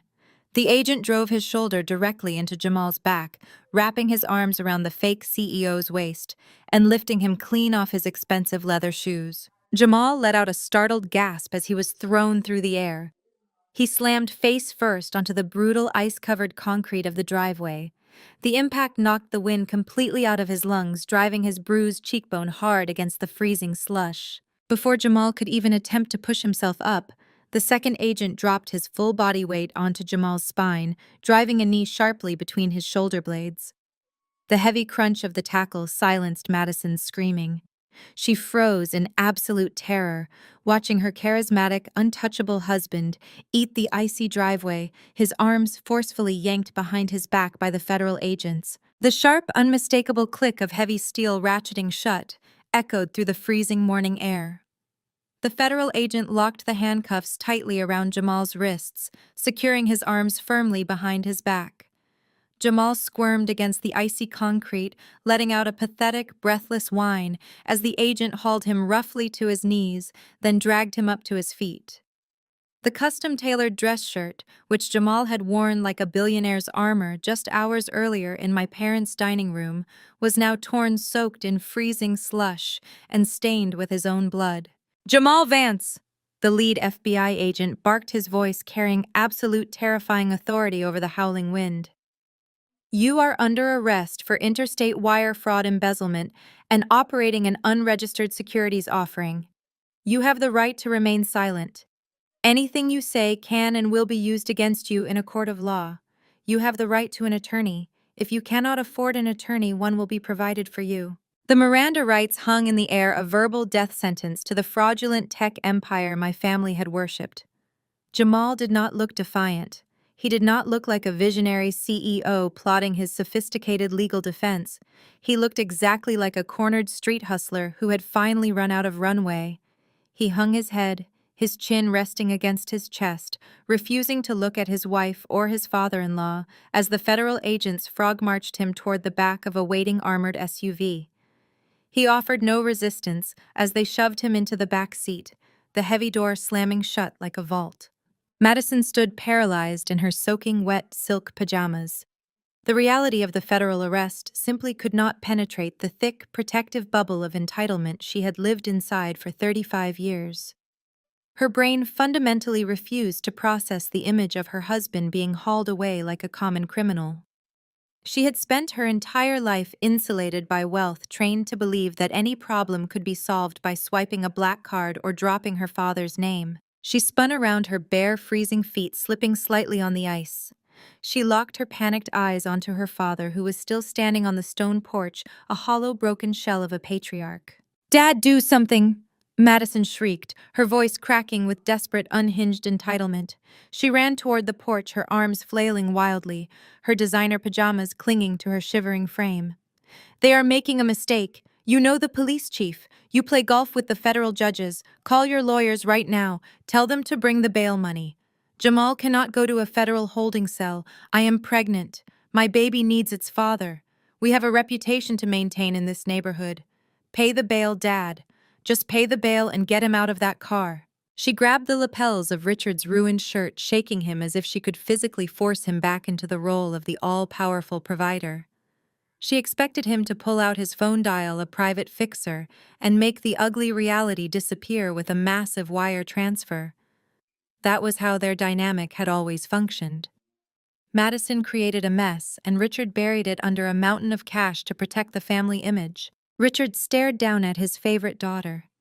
He looked at her frantic, tear-streaked face, her ruined luxury sleepwear, and the bloated sense of superiority that he himself had cultivated within her since she was a child.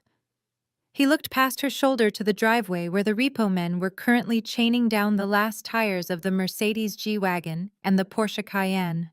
He heard the massive diesel engines revving, preparing to haul away the last physical symbols of his success. Something deep inside Richard's chest finally violently snapped.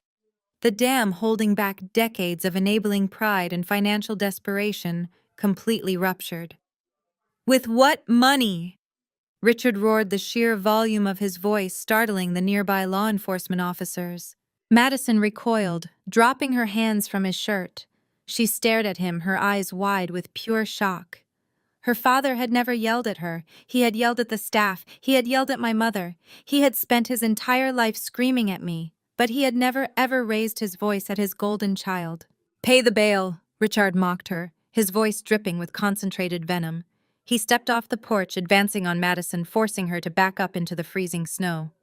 "You want me to call my lawyers? I do not have any lawyers. I do not have a retainer. I do not have a single dollar left to my name. Your brilliant visionary husband stole everything. Do you hear me, Madison?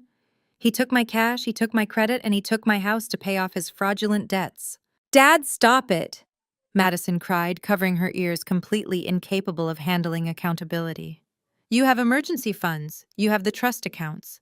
"There are no trust accounts," Richard bellowed, his face turning an angry mottled purple. "I mortgaged this entire estate to keep your fake, pathetic lifestyle afloat. I took a $4.5 million predatory loan so you could drive that Porsche and pretend you were a billionaire's wife, and Jamal wired every single cent of it to the Cayman Islands to cover his criminal tracks. The federal government just froze whatever pennies were left. We are bankrupt, Madison. We are homeless. We are completely, irreversibly ruined." Patricia, who had managed to crawl her way to the open front doorway, let out a loud, agonizing wail. She collapsed against the doorframe, sobbing uncontrollably into her hands as the absolute reality of their destitution set in. Richard did not stop. The golden child was finally facing the monster she had helped create. "You stood in my dining room tonight and defended him," Richard sneered, pointing a trembling finger right between Madison's eyes. "You slapped your sister across the face for trying to warn us. You begged me to sign away more money to that parasite sitting in the back of the federal cruiser. You are a blind, greedy, arrogant fool. You bankrupted your own family just so you could show off a designer baby stroller to your country club friends. I have nothing left to give you. Do not ever ask me for another dime." Madison sank to her knees in the freezing slush, clutching her stomach, weeping hysterically, as the reality of her shattered world finally crushed her. Her husband was going to federal prison. Her father had just verbally destroyed her. Her cars were chained to a tow truck. Her credit cards were frozen plastic rectangles. The violent storm began to break, the heavy snowfall finally tapering off into a light, icy drizzle. The digital clock inside the idling sheriff cruiser ticked over to exactly 6:00 a.m. On the eastern horizon, the first faint, pale streaks of morning light began to pierce the heavy winter darkness. The sun was rising over the frosted treeline of the Greenwich Estates, casting a cold blue glow across the chaotic, ruined driveway. Then the low, powerful purr of a pristine, high-performance engine broke through the sound of the sobbing women. A sleek black Range Rover pulled smoothly into the driveway, its heavy tires crunching loudly over the fresh snow. The sleek black vehicle glided to a halt, parking perfectly parallel to the heavily armed police barricade. The heavy doors unlocked with a crisp electronic beep that cut through the sounds of the idling tow trucks. The passenger side door opened first. My lead attorney, Victor, stepped out onto the icy driveway. He wore a razor-sharp charcoal suit and a long, heavy wool overcoat, clutching a fresh leather briefcase in his gloved hand.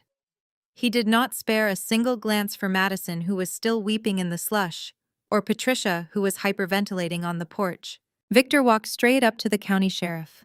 He unclasped his briefcase and handed over a sealed folder containing the finalized judge-signed execution orders. The sheriff opened the file, reviewed the primary creditor's signature, and gave Victor a firm, highly respectful nod. The law enforcement officers immediately stepped aside, parting like the Red Sea to create a clear, unobstructed path directly to the front porch of the mansion. Then the driver's side door opened. I stepped out into the freezing Greenwich morning. I was no longer wearing the wine-stained silk dress from the Thanksgiving dinner disaster. I had returned to my apartment, showered, and changed into my actual armor. I wore a tailored ivory cashmere turtleneck, immaculate black trousers, and a sweeping camel hair coat that fell perfectly past my knees. My hair was styled in a flawless, sleek blowout, completely untouched by the violent winter storm. In my right hand, I held a steaming cup of artisan black coffee. I looked exactly like what I was. A Wall Street predator arriving to inspect her newly acquired asset. I closed the heavy car door behind me. The crisp thud echoed across the silent, frozen lawn. Richard stared at me from the stone porch. His bloodshot eyes tracked Victor handing the final seizure documents to the federal agents. He watched the sheriff point respectfully in my direction, confirming who was in charge of the operation. The gears inside my father's panicked, exhausted mind finally caught traction. The horrific truth locked into place with devastating clarity. I had known the exact routing numbers for Jamal's offshore accounts. I had warned him that the house would be gone by sunrise. I had told him I bought bad debt for a living. The anonymous private equity group that purchased his toxic mezzanine loans 6 months ago was not some faceless corporate machine operating out of a Delaware post office box. It was my distressed debt fund. I was the puppet master who had quietly bought the financial leash around his neck, waited patiently for him to default, and then violently pulled it tight. His own discarded daughter was the primary creditor who had just legally evicted him. The last remaining shred of Richard's inflated aristocratic ego evaporated into the winter air. The wealthy patriarch who had spent his entire life looking down his nose at me simply ceased to exist. His legs gave out beneath him. Richard collapsed into the freezing, filthy slush of the driveway. The icy water soaked instantly through the knees of his expensive torn dress trousers. He did not try to stand back up. He dragged his body forward on his hands and knees, crawling over the frozen tire tracks left by the repo trucks. His bare, scraped hands slid against the harsh concrete as he dragged himself toward my feet. "Becca!" Richard wept, his voice cracking into a high, pathetic pitch that barely sounded human. He scrambled toward my designer boots, completely ignoring the federal agents, the sheriff, and his hyperventilating wife. "Becca, please. Oh my God, please tell me this is a mistake. Tell me you can stop them from doing this." I stood perfectly still, letting the hot steam from my coffee curl into the freezing air.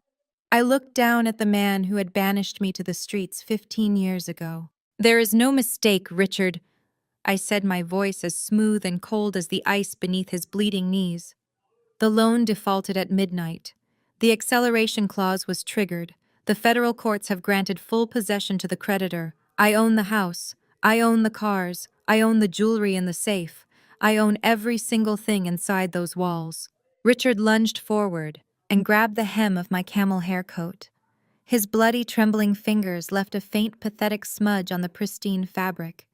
"You cannot do this to us. You cannot do this to me. I am your father, Becca. We are blood. We are family. You cannot throw your own flesh and blood out into the snow like stray dogs." "You did it to me," I stated, simply, not raising my voice, not showing a single ounce of anger or vindictiveness. "You threw me out when I was 18 with nothing but a duffel bag to pay for Madison's wedding. You threw me out tonight because I refused to fund a criminal. You only remember that we are blood when your bank accounts are completely empty." "I was wrong," Richard sobbed, bowing his head until his forehead rested directly on the icy toe of my leather boot. He was fully debasing himself in front of the entire neighborhood, the police, and his own ruined family. "I was a blind fool. Jamal manipulated us. Madison blinded me with her demands. They used me, Becca. I see that now. They are parasites. But you are brilliant. You are a genius. You are exactly the daughter I always wanted. You proved it today. You won. Just please call off the sheriff. Give me 30 days to find the money. I will sign anything you want. I will give you whatever you ask for. Just do not let them take my home." Patricia let out a horrified gasp from the porch, her hands flying to her mouth. "Richard, have you lost your mind? Get up off the ground right now!" Richard ignored his wife entirely. He looked up at me, his face streaked with tears, dirt and blood. He was actively throwing his golden child and his loyal wife directly under the bus, hoping to save his own skin. He had absolutely no loyalty to anyone but himself. "I will kick them out," Richard pleaded, pointing a shaking finger at Madison, who was still kneeling in the snow beside the tow truck. "I will throw Madison out right now. I will divorce Patricia and leave her with nothing. I will do whatever it takes to make this right. Just please, Becca, have mercy on your old man." I looked over at Madison. The golden child was staring at her father in absolute heartbroken horror. The man who had enabled her worst behavior, who had shielded her from every consequence her entire life, was now begging to trade her homelessness for a warm bed. I turned my gaze back down to Richard. I did not step away from him. I did not pull my coat from his desperate grip. I simply brought my coffee cup to my lips and took a slow, deliberate sip. The dark roast was perfectly bitter and wonderfully hot. "You told me to get out and never come back," I said, my words dropping like heavy stones into the freezing morning air. "I am just following the first half of your orders. Your 30 minutes are up." The sheriff stepped forward, his heavy boots crunching against the ice. He grabbed Richard by the bicep, hauling the weeping patriarch away from my camel hair coat with rough, uncompromising force. Richard stumbled his legs, refusing to support his weight, leaving a pathetic trail of bloody slush where he had been groveling. Patricia watched from the shattered doorway. She watched the absolute destruction of her husband's dignity. She saw the federal agents flanking the process server, completely unmoved by Richard's tears. She realized in a fraction of a second that her wealth was truly gone. The legal maneuvers had failed. The begging had failed. The eviction was actively happening. But Patricia had survived in high society for decades by mastering the art of manipulation. She knew the only thing that could halt a law enforcement operation was an immediate life-threatening medical emergency. She needed to stop the clock. She needed to buy time to get into a luxury hospital suite where she could hide behind doctors stalling the asset seizure while she figured out a plan. Patricia let out a sudden, strangled gasp that echoed loudly across the freezing lawn. She staggered forward, stepping off the covered porch and plunging her bare, manicured feet directly into the deep snow. She grabbed the left side of her chest, twisting her fingers violently into the silk fabric of her expensive robe. Her face contorted into a mask of pure agony. She collapsed onto the icy grass, her knees hitting the frozen earth hard. She arched her back, letting out a series of high-pitched, breathless wheezes, thrashing dramatically in the snow. Madison abandoned her impounded Porsche in an instant. She scrambled across the slippery driveway, her velvet slippers completely ruined, and threw her body over her mother. "Mom! Oh my God, Mom!" Madison shrieked, her voice tearing through the quiet winter morning. She looked up at me, her face twisted in absolute feral hatred. "You are killing her. The stress of this illegal eviction is giving her a massive heart attack. She cannot breathe. If she dies right here in the snow, it is entirely on your hands, you sociopath." The dramatic performance had its intended effect on the authorities. The federal agents instinctively stepped back, trained to pause operations during a severe medical crisis. The sheriff reached for the heavy black radio clipped to his tactical vest, preparing to call dispatch for an emergency medical unit. This was the exact loophole Patricia was counting on. A trip to the elite private cardiac wing of the Greenwich Medical Center, a week of bed rest in a VIP suite while her lawyers untangled the mess. I did not panic. I did not flinch. I did not show a single ounce of concern for the woman writhing in the snow at my feet. I held up my gloved hand, signaling the sheriff to stop. "Allow me, officer," I said, my voice completely devoid of any alarm. "She is my mother. I will handle the emergency response." I reached into the deep pocket of my coat and pulled out my smartphone. I did not rush. I deliberately took my time unlocking the screen. I tapped the numbers 911 and pressed the speakerphone button, holding the device out so the audio would broadcast clearly across the freezing driveway.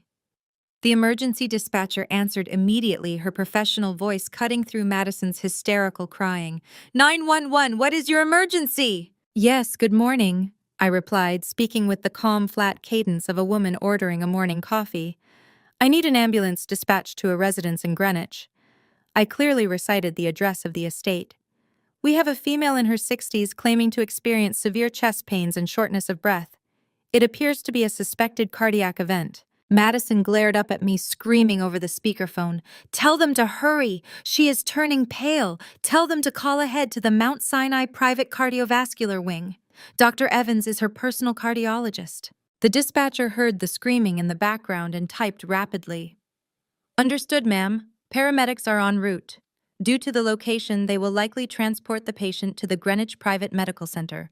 Are there any specific medical instructions the responders should be aware of? I stepped closer to Patricia. Her eyes were squeezed shut, her chest heaving dramatically as she maintained her theatrical performance.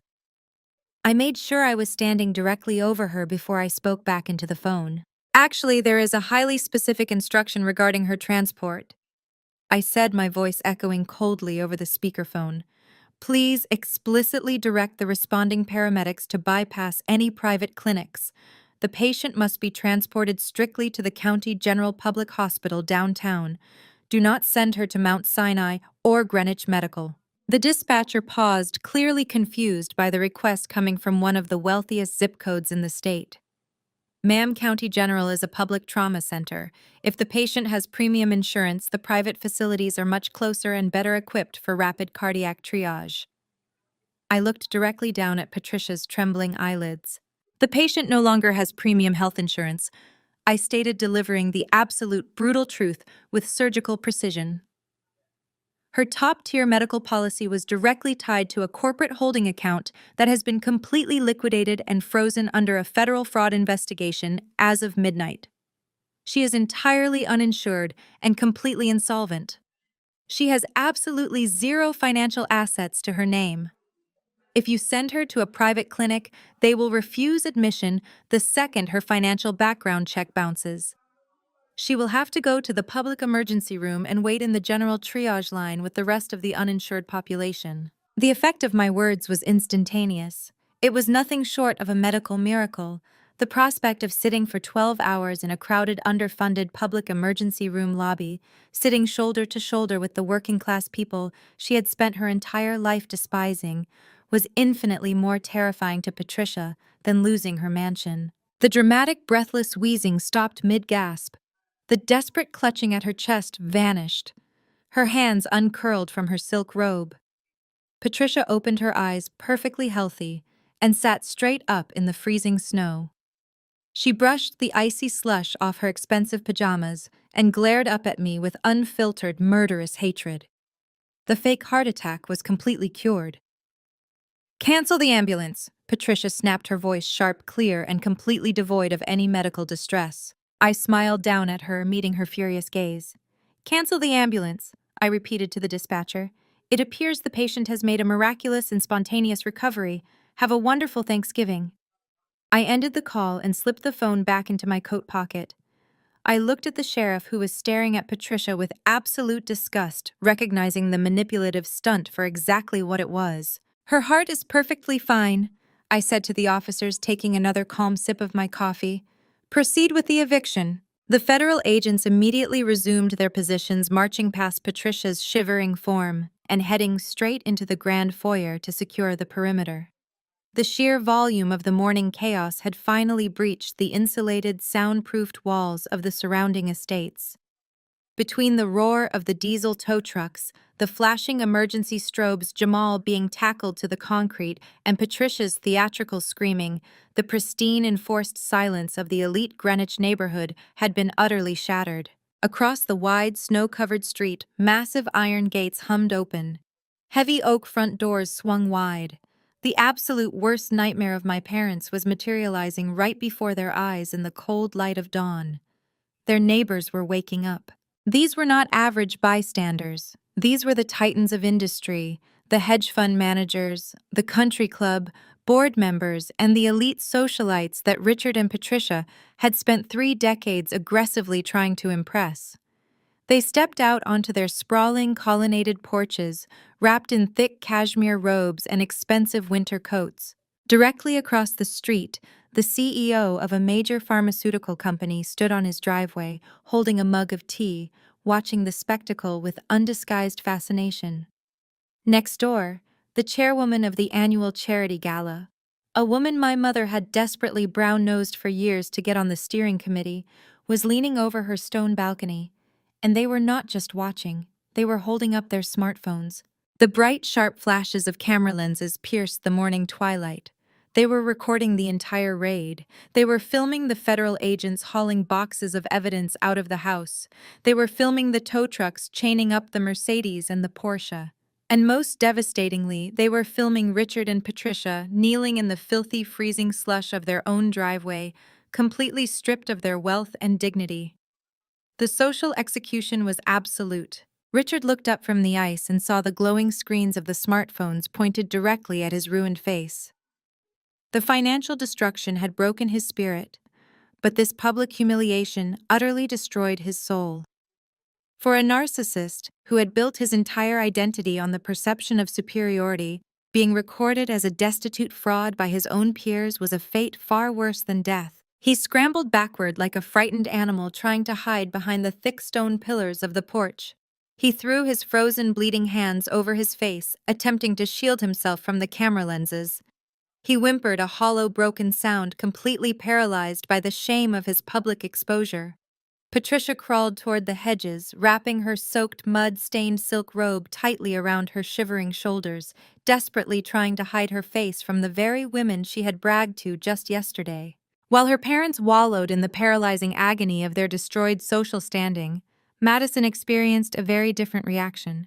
The golden child possessed a deeply ingrained, feral instinct for pure greed. Seeing her father broken and her mother humiliated did not trigger any sense of familial loyalty or grief in her. It triggered a ruthless survival mechanism. She realized with absolute certainty that the ship was sinking to the bottom of the ocean, and her only thought was how much treasure she could stuff into her pockets before the water took her under. While the federal agents were distracted with securing the second floor of the mansion, and while I was watching Richard cower from the neighbors, Madison quietly backed away from the porch.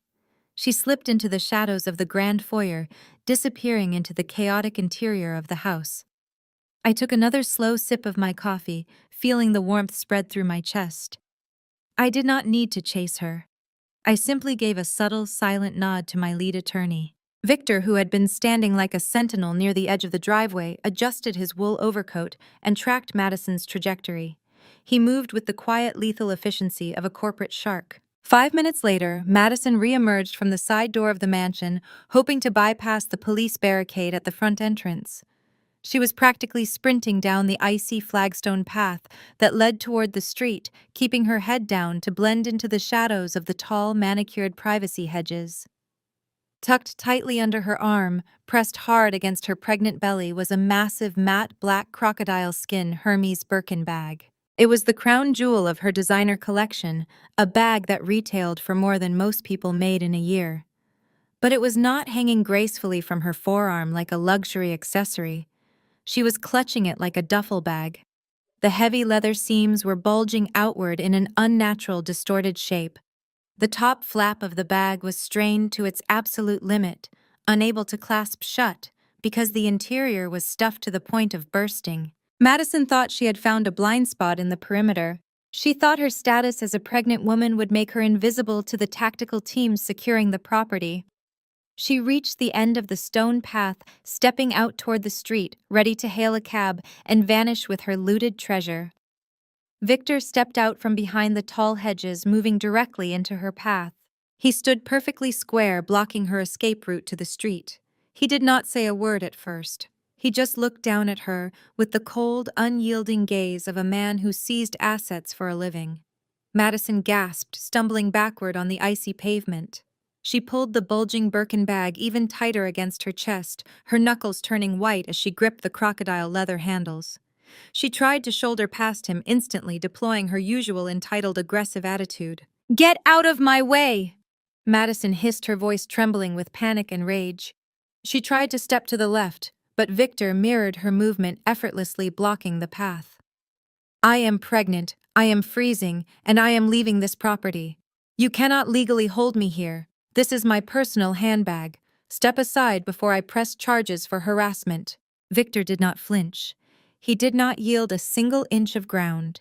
He reached out with his gloved hand and firmly clamped his fingers around the thick leather handle of the Birkin bag. His grip was absolute steel. Madison tried to yank the bag away, but Victor's arm did not even move. The standoff froze them in place on the snowy path. Open it! Victor commanded, his voice sharp, authoritative, and completely devoid of negotiation. Every asset inside this house is now collateral. Madison dug her manicured nails into the crocodile leather, her eyes wide with a mixture of terror and defiance. She yanked backward with all her remaining strength, but she was fighting a man who orchestrated hostile takeovers for a living. Victor did not engage in a tug of war. He simply twisted his wrist, applying sharp, calculated torque to the handle of the overloaded bag. The strained golden clasp, already pushed to its absolute limit by the sheer volume of looted goods stuffed inside, snapped open with a sharp metallic crack. Victor stepped to the side and aggressively ripped the bottom of the bag upward. Madison screamed as her prized Birkin was inverted. The contents did not just fall out. They cascaded into the dirty, freezing slush of the driveway in a heavy, glittering waterfall of absolute desperation. The snow was instantly covered in the remnants of Richard and Patricia's fraudulent empire. Thick rubber-banded stacks of emergency $100 bills hit the ice with heavy thuds. Velvet jewelry boxes tumbled open, spilling heavy diamond tennis bracelets, emerald necklaces, and Patricia's treasured vintage pearl chokers into the mud. Half a dozen solid gold Rolex watches, the ones Richard kept locked in his biometric wall safe, clattered harshly against the freezing concrete. Madison had not just been trying to save her own designer maternity wear. The golden child, realizing the ship was sinking, had sprinted straight to her parents' private safe and completely cleared it out. She had actively tried to rob her own mother and father blind to fund her escape. Richard and Patricia, who had been shivering near the front porch under the watchful eyes of the federal agents, heard the clatter of heavy gold hitting the pavement. They turned their heads, their eyes widening in fresh absolute horror as they recognized their most prized possessions scattered in the snow at their daughter's feet. "My grandmother's necklace!" Patricia gasped, her voice trembling as she pointed a shaking finger at the pearls sinking into the gray slush. She looked at her favorite daughter as if staring at a stranger. "Madison, you broke into our safe. While your father was being evicted, you were stealing our last emergency funds."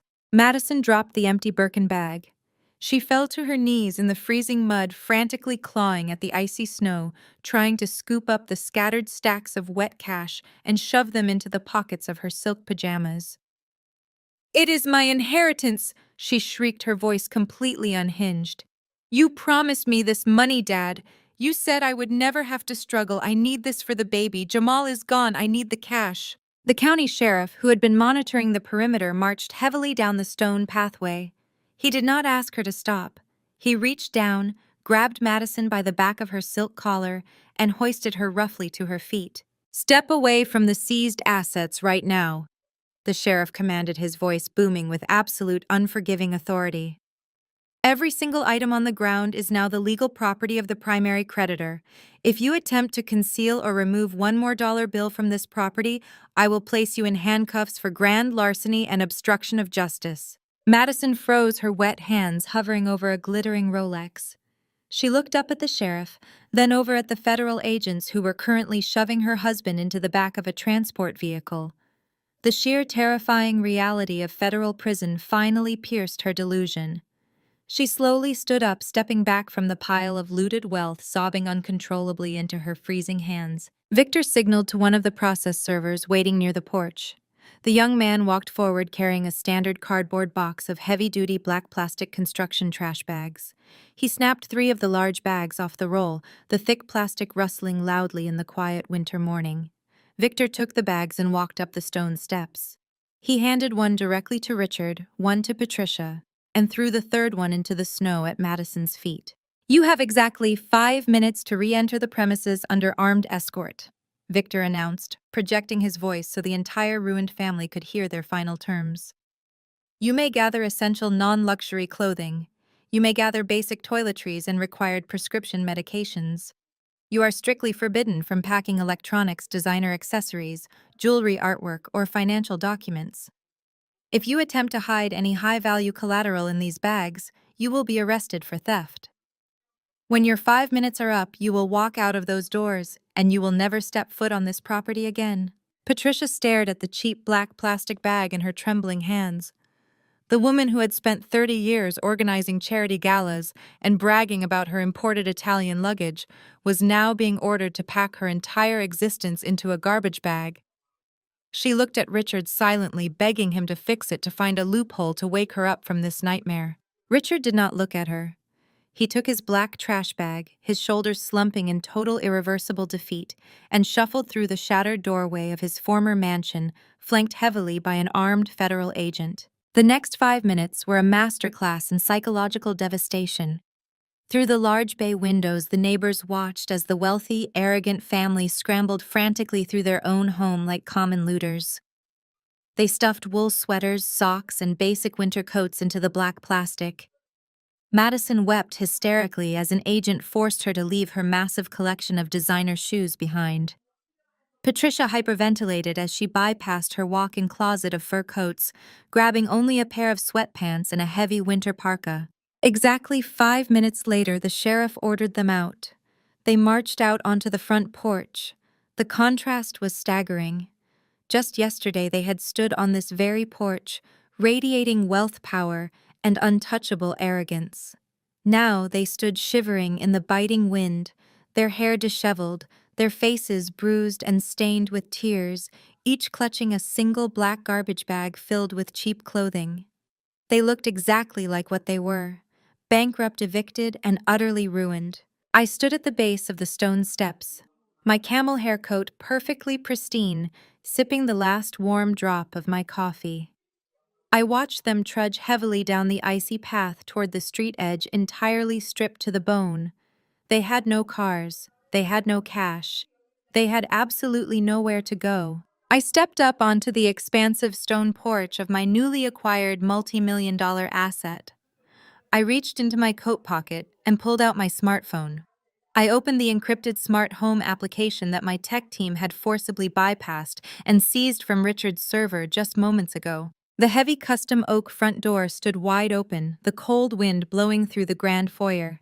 The digital keypad mounted on the stone wall next to the door was flashing a steady, angry red, completely locked out of its original network. I tapped a sequence of commands into my phone. I initiated the master system override. A sharp electronic beep echoed across the porch. The digital keypad instantly stopped flashing red. It shifted to a bright, solid, vibrant green, signaling that the entire estate had just recalibrated to my exclusive master code. I looked over my shoulder. Richard, Patricia, and Madison were standing on the icy curb next to the street, clutching their garbage bags, watching me. Their faces were portraits of absolute agonizing despair. I did not wave. I did not smile. I simply reached out and grabbed the heavy brass handle. With one smooth, deliberate motion, I pulled the massive oak door shut. The heavy steel deadbolts engaged automatically with a loud mechanical and deeply satisfying click, permanently locking my family out in the cold. The heavy steel deadbolts engaging sent a final resonating echo across the frosted lawn. I turned away from the massive oak door of my new property, pulling the collar of my camel hair coat tighter against the biting winter wind. I took my time walking down the icy flagstone path, my leather boots finding secure footing where my family had slipped and stumbled just moments before. I passed my lead attorney, Victor, who offered a brief, satisfied nod before heading toward his own vehicle.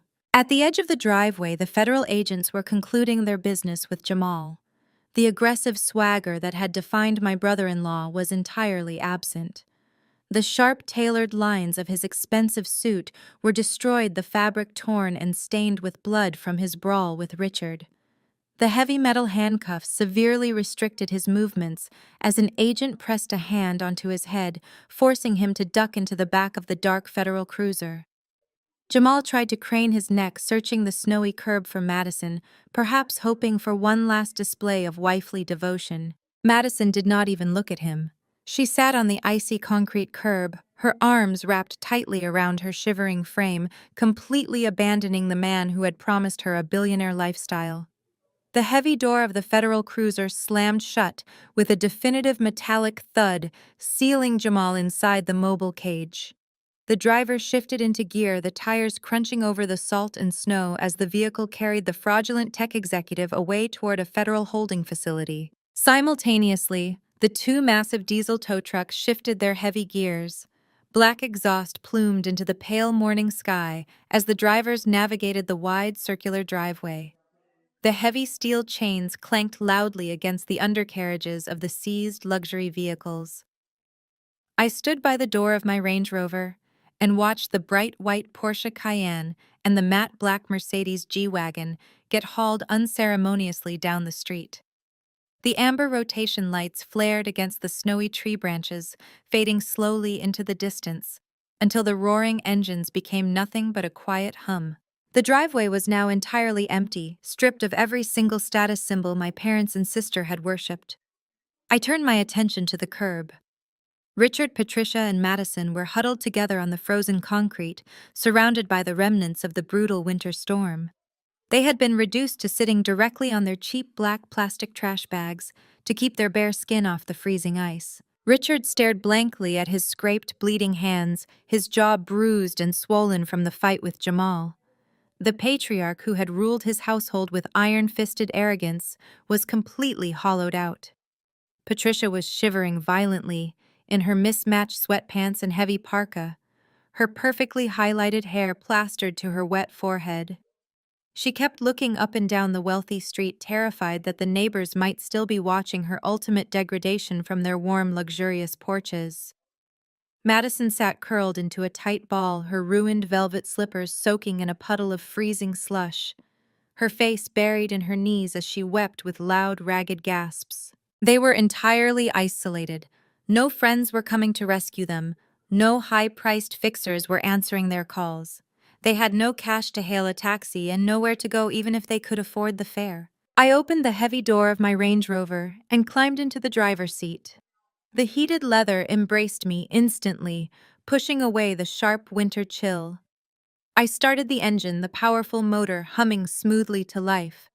I shifted the vehicle into drive and let the tires roll slowly over the fresh snow, guiding the large SUV toward the street edge. I pulled the car right alongside the curb where my family sat shivering on their garbage bags. I brought the vehicle to a complete stop and pressed the button to roll down the passenger side window. The tinted glass slid down smoothly, releasing a blast of warm, climate-controlled air from my cabin directly into the freezing morning wind. Patricia lifted her head, her face pale and streaked with dirt and ruined makeup. Her eyes darted wildly, searching my face for a single ounce of the submissive, desperate daughter she had banished years ago. She found absolutely nothing but a cold, calculating professional, her pride finally shattered under the weight of her immediate survival instincts. She crawled forward slightly, her hands gripping the edges of her black trash bag. "Becca, please!" Patricia cried out, her voice cracking with pure, unfiltered desperation. The frosty air turned her ragged breath into white clouds. "Where are we supposed to go?" I leaned across the center console, resting my arm casually against the passenger seat. I looked at the woman who had spent my entire life telling me I was worthless, the woman who had allowed my father to throw me out into the snow to protect a fraud.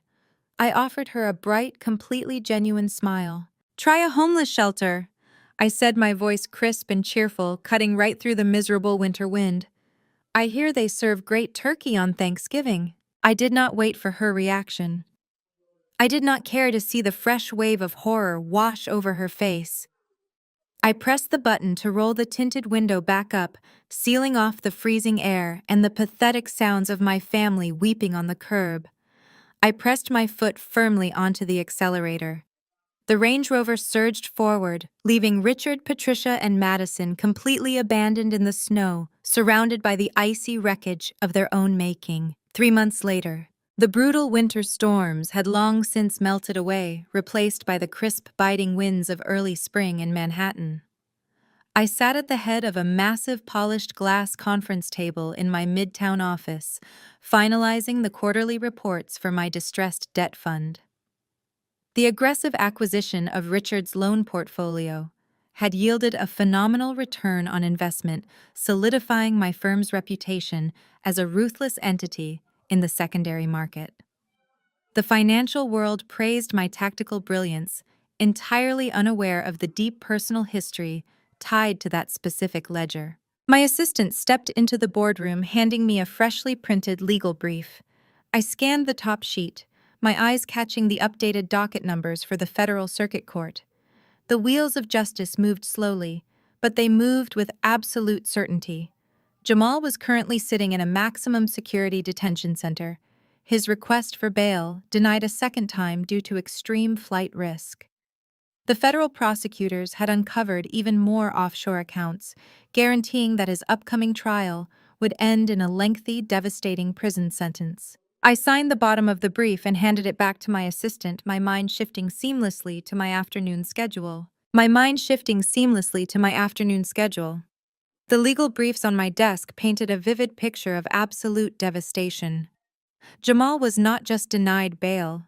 He was actively negotiating a plea deal that would guarantee him a minimum of 10 years in a federal penitentiary. The prosecutors had seized every hidden account, leaving him to rot in a concrete holding cell without a single dime for commissary snacks or a private defense attorney. Richard and Patricia were faring even worse out in the real world. The foreclosure of the Greenwich estate did not magically erase their financial obligations. The deficiency judgments from their various defaulted credit lines meant that any legally earned income was instantly garnished by multiple creditors. The former country club elites were now renting a tiny roach-infested studio apartment deep in a forgotten industrial sector of Queens. Richard, a man who used to scream at financial advisors over minor portfolio dips, was now working the graveyard shift stocking heavy inventory at a big box retail store. His knees were failing, his pride was entirely broken, and his minimum wage paycheck was devoured by taxes and debt collectors before it even printed. Patricia fared no better.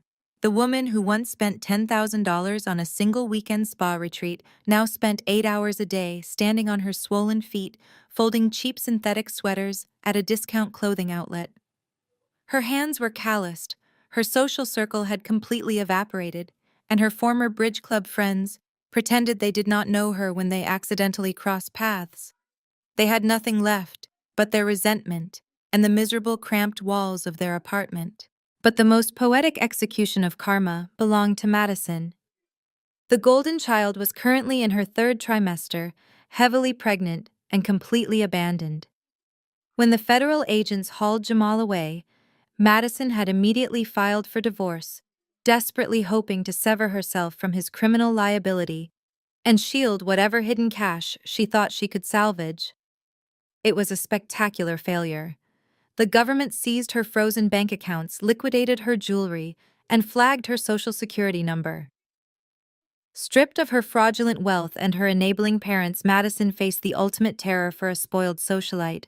She actually had to get a job. Lacking any real-world skills, a college degree, or a basic work ethic, her employment options were severely limited. She was forced to take a job as a waitress at an upscale, hyper-exclusive French bistro in the heart of Manhattan. It was the exact type of pretentious, overpriced establishment where she used to spend her afternoons aggressively snapping her manicured fingers at the service staff, complaining about the temperature of her sparkling water, and leaving insulting $0 tips. Now, she was the one wearing the stained apron, forced to smile and bow her head to wealthy patrons who looked right through her. I stepped out of my sleek black car and handed the keys to the valet standing in front of that exact French bistro. I had not picked the restaurant to torture my sister.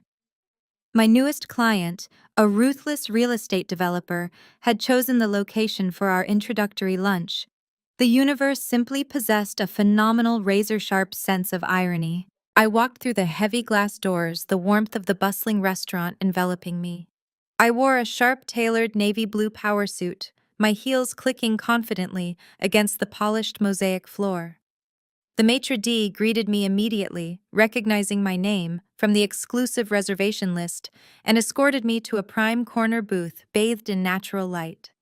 My client was running 10 minutes late, which gave me a moment to sip my sparkling water and review my digital portfolio on my tablet. The ambient noise of clinking silver and wealthy chatter filled the room.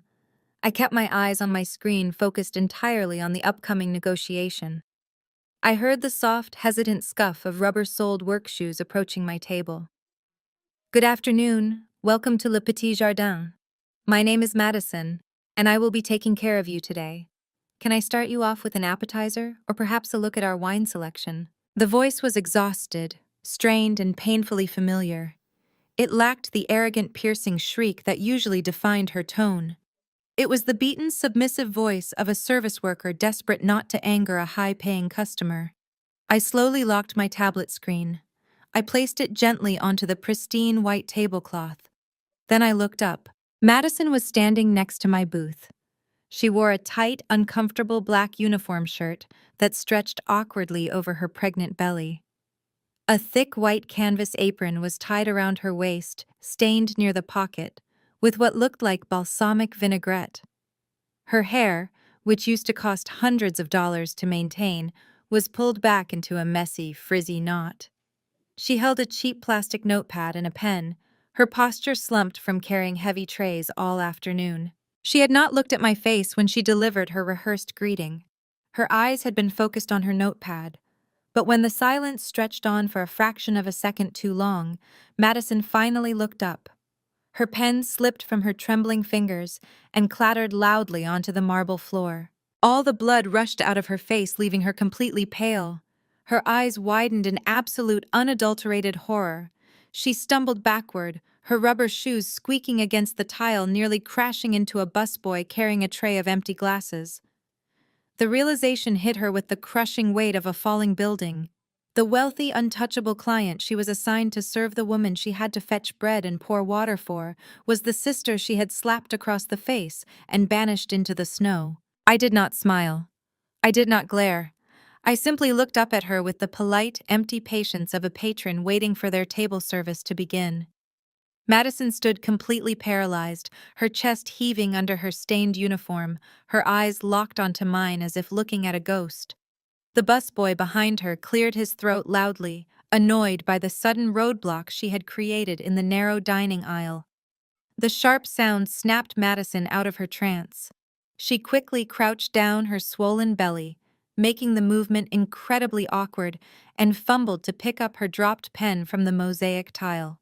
When she stood back up, her face was burning with a deep, furious shade of humiliation. She opened her mouth, her jaw trembling, clearly struggling to find words. I did not give her the satisfaction of an emotional reunion. I did not acknowledge our shared blood. I treated her exactly the way she had treated every single service worker she had ever encountered during her 35 years of unearned privilege.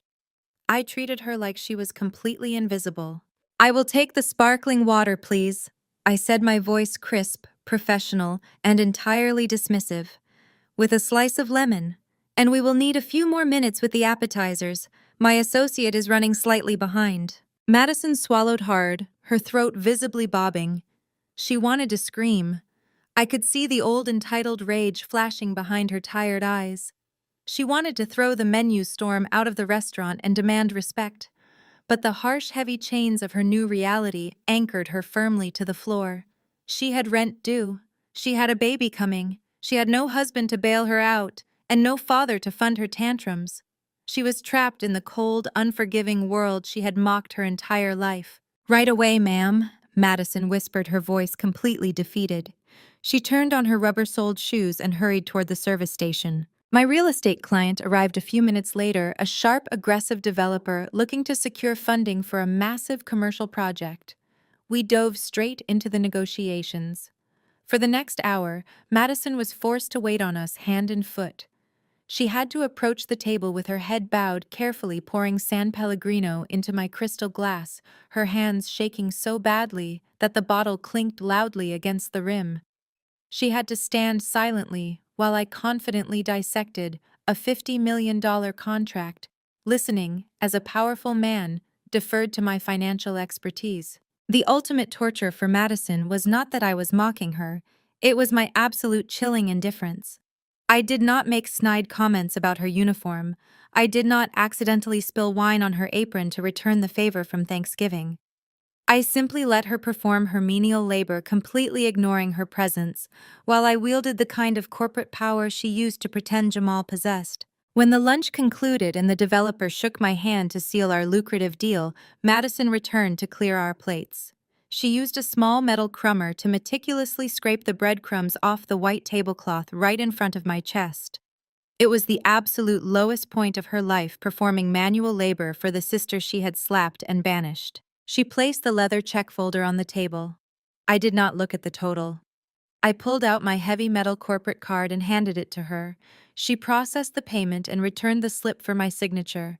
The bill was nearly $300. I picked up the pen and wrote the tip. $1,000. I did not do it out of pity. I did not do it to be kind. I did it because it was the final devastating nail in the coffin of her pride. Leaving a massive life-saving tip for my ruined sister was the ultimate display of absolute supremacy. It forced her to make a brutal choice. She could either tear up the receipt to preserve her last shred of dignity, or she could swallow her pride, accept my charity, and use my money to buy groceries. I signed my name with a sharp flourish, stood up, and buttoned my suit jacket. I walked out of the French bistro without a single backward glance, leaving Madison staring at the receipt with fresh, agonizing tears streaming down her face. She kept the money. The power dynamic was permanently cemented. Later that afternoon, my driver navigated the familiar winding roads of the Greenwich suburbs. We passed the massive iron gates and pulled into the circular driveway of the estate. The heavy winter snow had melted away, revealing the sprawling green lawns of early spring. But the property looked fundamentally different. There were no luxury sports cars parked near the garage. There were no caterers setting up for an exclusive cocktail party. Instead, the driveway was lined with heavy-duty work trucks, commercial dumpsters, and scaffolding. I had not moved into the mansion. I had zero intention of living in a house poisoned by decades of narcissistic abuse and shallow materialism. But I had not sold it to another wealthy family either. I had found a much more poetic use for Richard and Patricia's former kingdom. I stepped through the front doors, bypassing the grand foyer where I had once been threatened by a fraudulent tech CEO. The interior was completely unrecognizable. The expensive Italian leather sofas and the antique Persian rugs were gone. The walls had been stripped down to the studs. Construction crews wearing hard hats were tearing out the custom mahogany fixtures. I walked into the massive dining room, the exact spot where the Thanksgiving massacre had taken place. The long, formal dining table had been replaced by a sprawling sheet of plywood covered in architectural blueprints. The general contractor, a rugged, no-nonsense man who was managing the massive renovation, looked up as I approached. "Good afternoon, Becca," he said, tapping a pencil against the schematics. "The demolition phase on the second floor is officially complete. We have successfully reconfigured the master suites into individual residential dormitories. The industrial kitchen upgrade has passed the city inspection, and the communal counseling rooms on the ground floor are ready for drywall tomorrow." I looked down at the blueprints, tracing the new layout with my finger. I was converting the multi-million-dollar estate into the primary residential headquarters for a newly registered non-governmental organization. The foundation, fully funded by a portion of my investment firm's profits, was specifically designed to provide emergency housing, financial literacy training, and legal support for young adults who had been financially abused, manipulated, or abandoned by their toxic families. I was physically ripping out the legacy of Richard's arrogant exclusivity and replacing it with a sanctuary for people who had survived the exact same trauma I had. The house that was meant to be a monument to their fake superiority was going to become a monument to their victims. "The plans look flawless," I said, pulling a sleek pen from my jacket pocket. "You have authorization to proceed with the final construction phase. Let us get this facility operational by autumn." I signed my name across the bottom of the master permit, officially greenlighting the final transformation of the estate. The heavy, dark energy of my past felt like it was finally dissolving into the fresh spring air blowing through the open, gutted windows. Just as the ink dried on the paper, my phone buzzed violently against the wooden table. I picked up the device. The screen illuminated with a new message notification. It was not an email from Victor or a calendar alert from my assistant. It was a massive, sprawling wall of text from an unsaved number. I did not need caller identification to recognize the desperate, frantic cadence of the writing. It was from Patricia. The message was a frantic, rambling essay filled with spelling errors and wild emotional swings. She detailed the absolute misery of the roach-infested apartment in Queens. She complained about her swollen feet from her retail job. And then, burying the lead beneath a mountain of self-pity, came the ultimate sickening request. She was begging for a loan. She claimed Madison's due date was approaching, the baby was coming, and they had absolutely zero cash for a crib formula or basic medical supplies. Patricia was invoking the name of her unborn grandchild, desperately pleading for family loyalty, and begging me to wire them emergency funds before they were completely destitute. I stood in the center of the gutted dining room, the heavy construction dust swirling in the shafts of early spring sunlight. My eyes traced the frantic, sprawling block of text glowing on my phone screen. Patricia had managed to pack 33 years of toxic manipulation, gaslighting, and absolute delusion into a single digital message. "Becca, you have to help us!" The text began with a desperate, pleading tone before immediately pivoting into aggressive demands. "Madison is due in 3 weeks. We have absolutely zero cash. The baby needs a crib formula and winter clothes. You cannot let your own flesh and blood sleep in a cardboard box in a roach-infested apartment in Queens. Jamal ruined us completely. We are victims here. You have millions of dollars. You proved your point, but now an innocent child is involved. You are an aunt. We are your family. God will punish your cold heart if you turn your back on a helpless baby. Wire us $10,000 right now. Call me immediately." I stared at the glowing pixels. I stood in the exact physical location where just months ago my father had thrown me out into a freezing blizzard to protect a fraud. I stood where my mother had watched my sister slap me across the face and then rushed to check if my sister's maternity dress had been stained. I waited for the familiar burning spike of adrenaline to hit my chest. I waited for the crushing weight of lifelong guilt to settle over my shoulders. I waited for the desperate, screaming urge to type out a massive, thoroughly documented response detailing exactly how they had brought this absolute ruin upon themselves. I waited to feel the need to defend my character against her threat of divine punishment. But as I stood there listening to the distant rhythmic hammering of the construction crew rebuilding the estate, the profound realization washed over me. The adrenaline never came. The guilt was completely evaporated. The anger, the bitter resentment, the desperate childhood need to force them to understand my perspective, it was all entirely gone.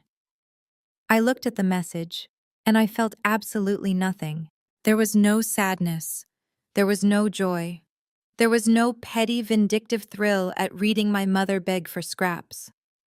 I looked at the frantic words of a woman who had spent my entire life breaking my spirit, and I felt the exact same level of emotional attachment I would feel reading a spam email from a stranger. The opposite of love is not hate. Hate requires passion. Hate requires energy. Hate requires you to care deeply about the object of your fury. The true opposite of love is absolute chilling indifference. Patricia was trying to use a yet-to-be-born child as a financial hostage. She was refusing to acknowledge that Richard had gambled their entire existence on a Ponzi scheme. She was demanding I fix a disaster they had violently engineered. Sending her $10,000 would not save that baby. It would just feed the parasite. It would teach them that my boundaries were negotiable, that if they cried loud enough and used enough religious guilt, the ATM would magically turn back on. I did not type a single letter in response. I did not send a witty, devastating comeback to remind her that she was currently living in the exact poverty she used to mock. They had already faced their legal and financial executions. My participation in their narrative was officially over. I tapped the small information icon at the top of the unsaved number. I scrolled down past the location data and the notification settings. I pressed my thumb against the bright red text at the very bottom of the screen. Block this caller. A confirmation window popped up warning me that I would not receive phone calls, messages, or FaceTime from people on the block list. I did not hesitate. I tapped block. Then I swiped left on the entire message thread and hit delete. The screen blinked, returning to my empty, pristine inbox. The digital umbilical cord was permanently, irreversibly severed. I slipped the phone back into the pocket of my tailored navy suit. I took a deep, cleansing breath of the fresh air blowing through the open, windowless frames of the mansion. Is the layout to your satisfaction, Becca? The general contractor walked over, rolling up a set of large architectural blueprints. It is flawless, I said, offering him a firm handshake. Keep the teams moving. I want this sanctuary fully operational before the first snowfall. Send the final invoices directly to my corporate office. I turned my back on the gutted estate. I did not take a lingering, sentimental look at the property. It was no longer a monument to my childhood trauma or a trophy of my financial revenge. It was just wood, concrete, and drywall. It was simply another asset in my portfolio currently being repurposed for a better cause. I walked out the front doors, stepped into the back of my waiting town car, and told my driver to head straight back to Manhattan. The drive into the city was smooth and quiet. I watched the towering steel and glass skyscrapers rise up along the horizon, their sharp edges cutting through the bright blue spring sky. I arrived at my corporate headquarters, stepping into the private elevator that shot me up to the top floor of the financial high-rise. The polished glass doors of my firm slid open. The ambient hum of high-stakes finance filled the air. Analysts were tracking global markets. Associates were reviewing distressed debt portfolios. I walked past them, all my heels clicking confidently against the marble floor, completely in my element. I approached the massive glass-walled boardroom at the end of the hall. My executive team was already seated around the long table, reviewing the projections for our next multi-million-dollar acquisition. As I opened the heavy glass door, the morning sunlight flooded the room, reflecting brilliantly off the polished mahogany table and illuminating the panoramic view of the empire I had built entirely with my own two hands. My phone remained completely silent in my pocket. I took my seat at the head of the table. I looked at the brilliant, dedicated professionals who respected my intellect, valued my leadership, and stood by me through every corporate battle. This was my true family. This was my legacy. I opened my portfolio, feeling a profound, absolute lightness in my chest. For the first time in 33 years, there was no shadow looming over my shoulder. There were no arrogant voices telling me I was not enough. I looked out at the bright, endless horizon of the city skyline and I smiled. It was not a smile of vengeance or a smirk of petty victory. It was a genuine, beautiful, completely unburdened smile. I had survived the fire, I had burned their fraudulent kingdom to ash, and now the rest of my life belonged solely to me. The story of Becca's financial revenge highlights a profound lesson about healing. True power doesn't come from vengeance, but from absolute indifference. For years, she chased the validation of a toxic family that viewed her as disposable. Yet her ultimate victory wasn't seizing their mansion or freezing their accounts. It was reading her mother's desperate text and feeling absolutely nothing. This teaches us that we cannot heal by waiting for our abusers to change. Instead, we must reclaim our narrative and build our own success. If you've ever had to cut toxic ties to protect your peace, share your story and comment below.